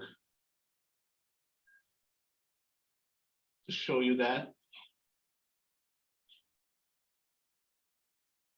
Okay, so here you go. Here you go. We have a magnet. We put a compass nearby this magnet, and we see that the compass needle orients according to this direction. Okay. So what we have lines of magnetic field that radiate from the north and converges towards the south. radiates from the north, converges towards the south. See, converging here, converging here. Just like in the electric field. Here you go, magnetic field lines of your magnet, of your dipole. If you do this experiment with iron filings, you see this arrangement of the filings. That's very similar to the lines of magnetic fields. If you want to generate a uniform magnetic field, you can get this horseshoe type of magnet here. Put one polarity relatively close to the other, you're going to have a uniform magnetic field here in this region. And we have this effect, this edge effect, very similar to that of the electric field of a capacitor, a parallel plate capacitor. Okay, so the magnetic field of a magnet can be mapped using a compass. Okay, you can generate a uniform magnetic field by placing the north polarity of a horseshoe magnet next to its south polarity. Okay, a magnetic bar generates the field of a magnetic dipole. Okay, and what I want to show you too is that notice that this configuration is very similar to the configuration of an electric dipole. Very similar.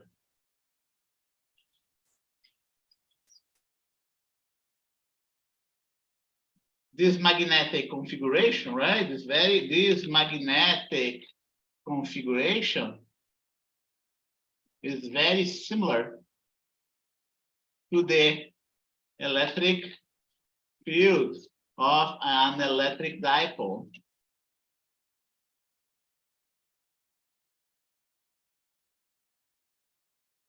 So, and what else? There is something very important too, that the Chinese discovered, the Mongols also discovered, and later on the Arabs, during the Arab hegemony, they learned about that themselves and passed this knowledge to the Europeans. Okay, you know, some time ago, the Chinese and Mongols hypothesized that the Earth was is a huge magnet. They then, by observing that the magnetized needle of a compass pointed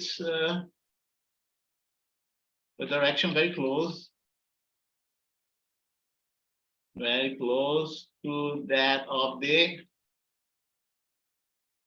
true north. Okay. It was at this moment that people realized that a magnetized needle could be used as a navigation tool,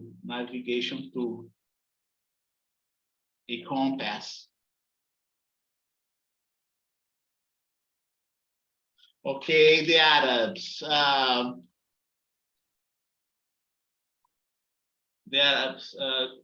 During the Arab hegemony, right? Hegemony. In the Dark Ages, right?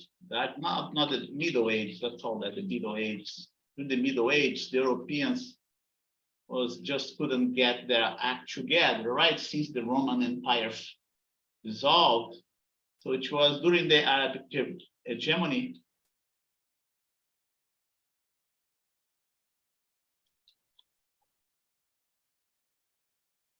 During the Arab hegemony.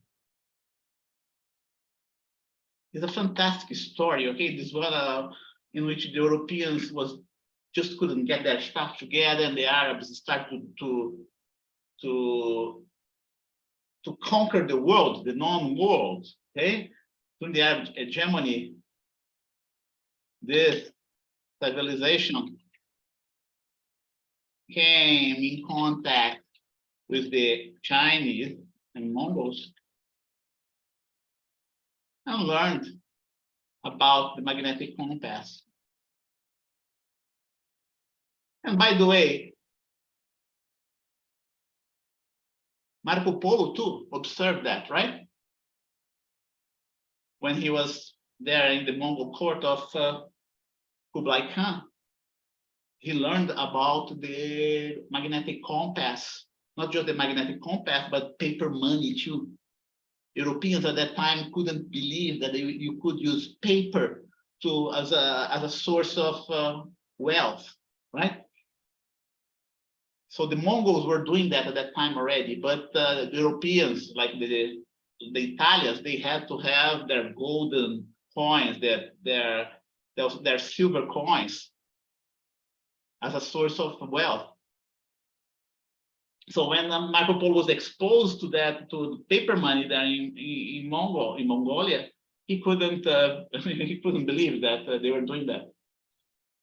Okay, and let's see. During the Arab hegemony, this civilization came in contact with the Chinese and Mongols and learned about the magnetic compass. The use of this invention became known by the Europeans during the Crusades. Okay?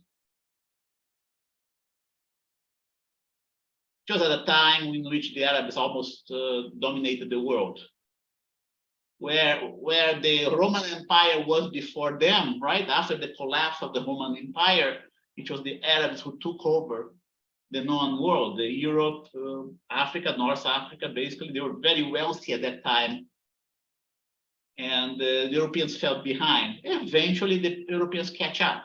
They start to war against the Arabs. They try to get they had those crusades. What was the goal of the crusades? The goal of the crusade was to conquer the city of Jerusalem. Okay, and there was lots of fights between the Arabs and the Europeans, and during this time, Europeans were exposed to the compass, to the magnetic compass. And then the Europeans did something that the Arabs didn't do. The Europeans start to use the magnetic compass to navigate the oceans. The Portuguese were the first Europeans who start doing that. Okay, usually the invasion became known by the Europeans during the Crusades. And then the Portuguese started using this invention to navigate the Atlantic Ocean and settling colonies in Africa. Eventually, the Portuguese discovered Brazil, right? And settling colonies in Africa and Asia as well. When the Portuguese arrived in Asia, they discovered that the Arabs were there, in India, in China. Okay, and then the fight started all over again. The Portuguese started to dislodge the Arabs from those continents. Okay, so that's how important the magnetic field is, and the invention of the compasses as well. Okay, and what you have to know about the Earth's magnetic field. Okay, in the case of the Earth's magnetic field, in the case of the Earth's magnetic field, 1126, we're almost there. The north polarity of Earth is near by the south geographic pole. The polarities of the magnet, of the Earth's magnet, is inverted compared to the geographic polarity of the Earth. That's why you have this illustration here in your book. The south pole, the south magnetic pole, is next to the north geographic pole. Okay, this line here represents the axis of the magnet, of the Earth's magnetic field. And this other axis here represents the axis of rotation of the Earth. This point of intersection between the axis of rotation of the Earth and the surface of the Earth is the North Pole. This point of intersection here is the South Pole. Notice that the North magnetic pole is nearby the South geographic pole and vice versa. Okay, and vice versa. We also know that this magnetic polarity has been inverted several times, was inverted, how to say, has been changing several times, has changed, not has been changed, been changing, has changed several times during Earth's history, Earth's geological history. You know, sometimes the polarity switches, okay? Sometimes Earth switches its polarity. It takes like 100,000 years to do that. Right now we are overdue. So this polarity change. The Earth behaves magnetically almost as if a bar magnet were located near its center. Okay, the axis of the fictitious bar magnet does not coincide with the Earth's rotational axis. The two axes are currently about 9.4 degrees apart. This angle here is approximately 10 degrees. Okay, we need to know this information so we can make corrections for the proper direction of the north if you're using a magnetic compass. Okay. So these are the type of information that you have to know. And it's 11:29. So far we go. Here's the magnet compass oriented along the magnetic field lines of my bar magnet. Okay, here's the Earth. Here's the axis of rotation of the Earth, North geographic pole, South geographic pole. Here we go. Here's the bar magnet, the gigantic bar magnet of the Earth. The north polarity of our gigantic bar is nearby the South geographic pole, and vice versa. Okay, here's the axis of the magnetic bar of the Earth. Here you go. I just rotated the Earth, right? A little bit. The angle is approximately 10 degrees. Here goes the magnetic field lines look just like that. And here goes the force, right? And then next time we're going to start talking about the magnetic force applied to electric charge. That's what's the next section in your book. The force that a magnetic field exerts on a moving charge. It's 11:30 right now.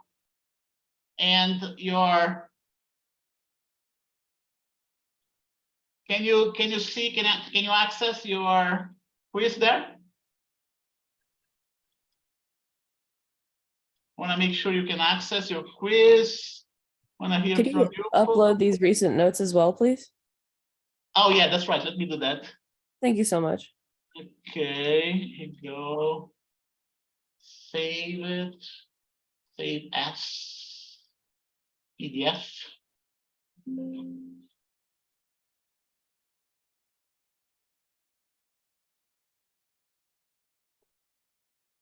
Well, sometimes it takes a little. Okay, good. So like, what is that? CP07. Huh? He didn't save it. Okay, he saved. Good. 11:31. Okay, 4 more minutes to go.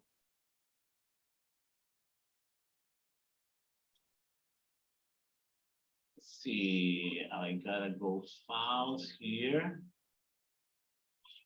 Then click and drag a place. Let's see if we have it there. Notes.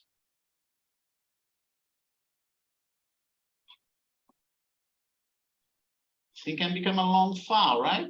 Very long file. Let's see. More. I want to see the end of it. Yeah. Oh, it's in there. Okay, and now I need you to turn on your camera, please. You know, and turn on your webcam. Please turn on your webcam. Please turn on your webcam, just like we do with for the exams. We have 2 more minutes to go. You have exactly 15 minutes. You have to start at 3:35. You have 15 minutes to do it until 11:50. Okay, so make sure you start at the right moment.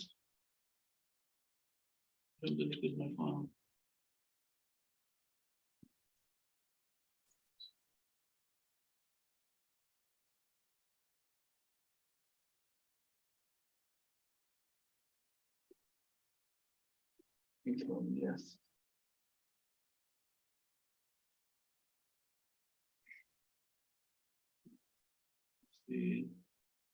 See here, I'm going to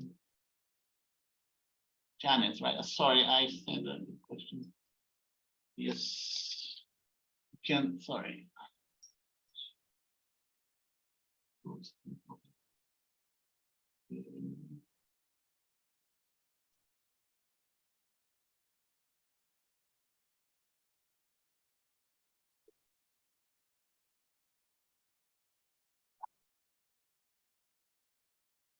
So 1 minute to go.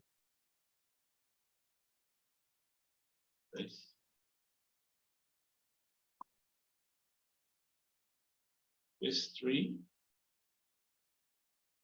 I'm going to close here stop sharing my window, okay? And this.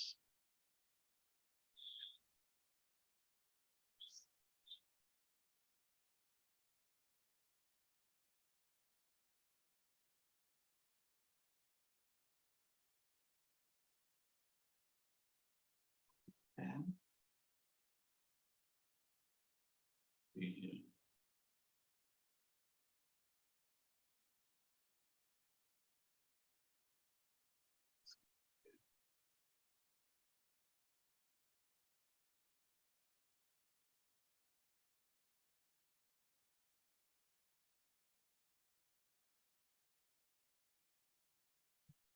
Mm.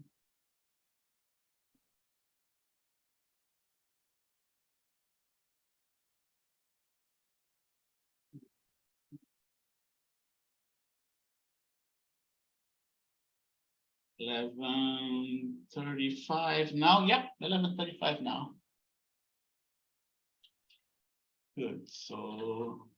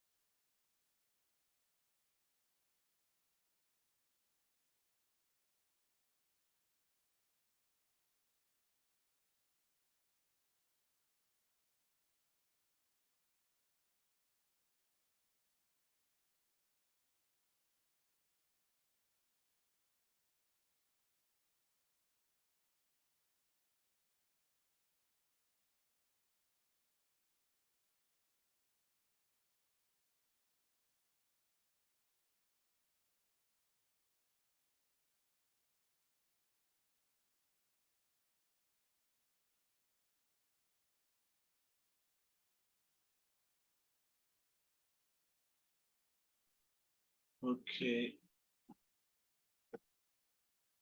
Eh, Can you hear me?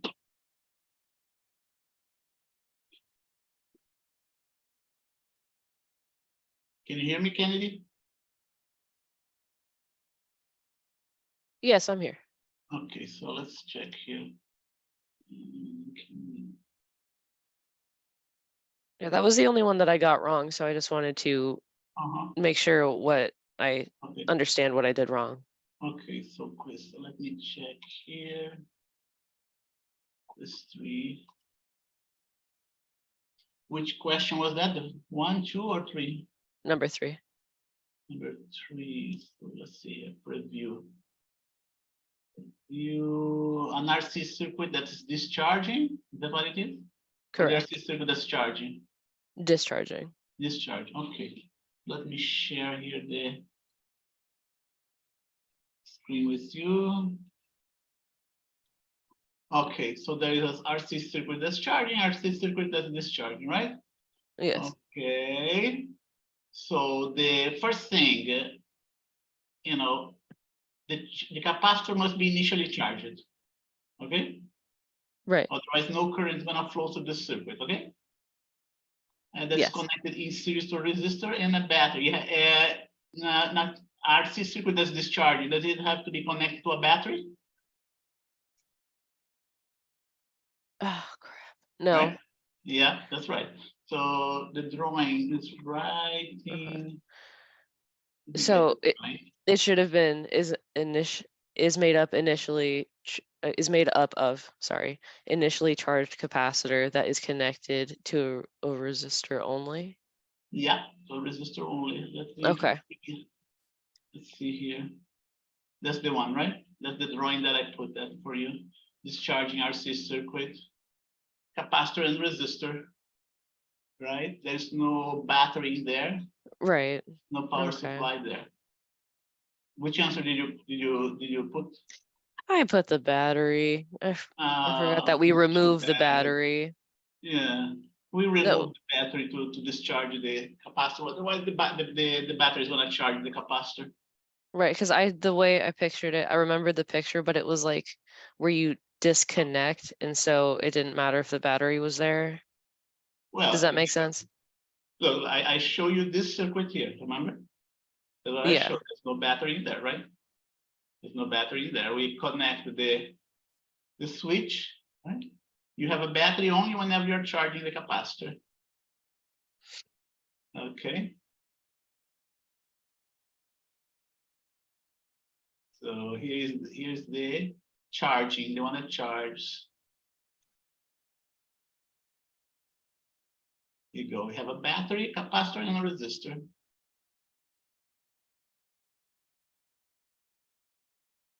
Okay. And discharging. Yeah, there's a capacitor and resistor. Awesome. Okay. Thank you, Professor. I Okay. appreciate your time. Welcome. All right. Have a good day. See you Wednesday.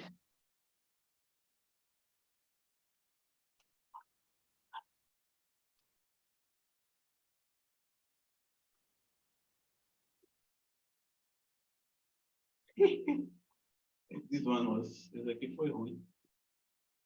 Ué, ué, mas.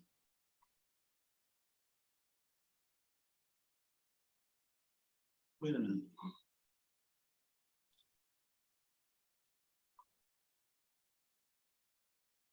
Okay, I am gonna stop it.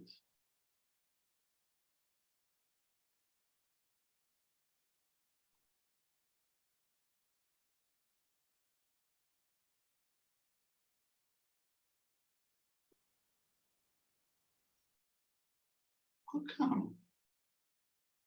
Doesn't make any sense.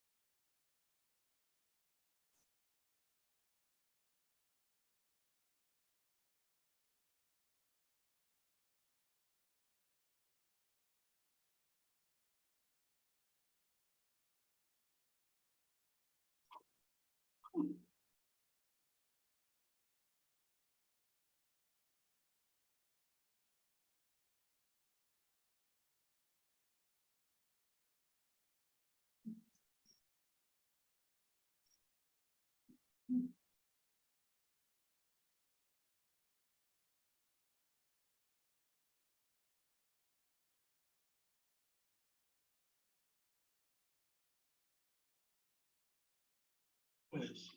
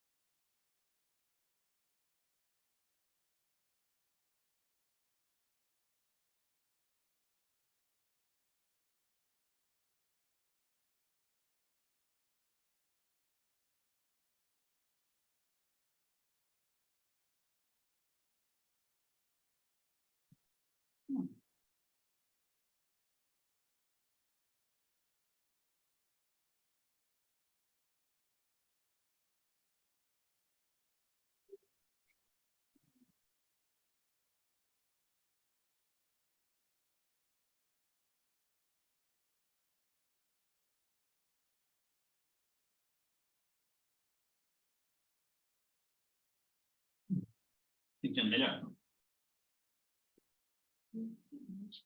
Hã?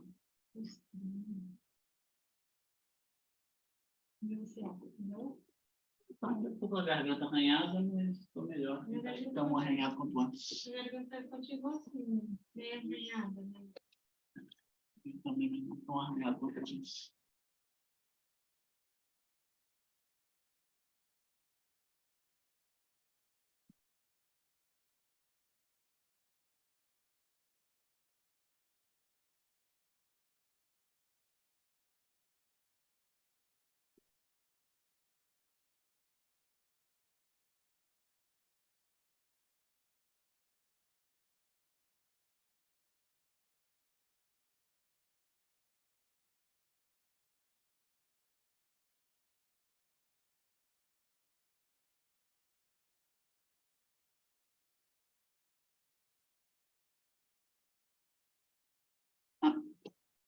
Que coisa.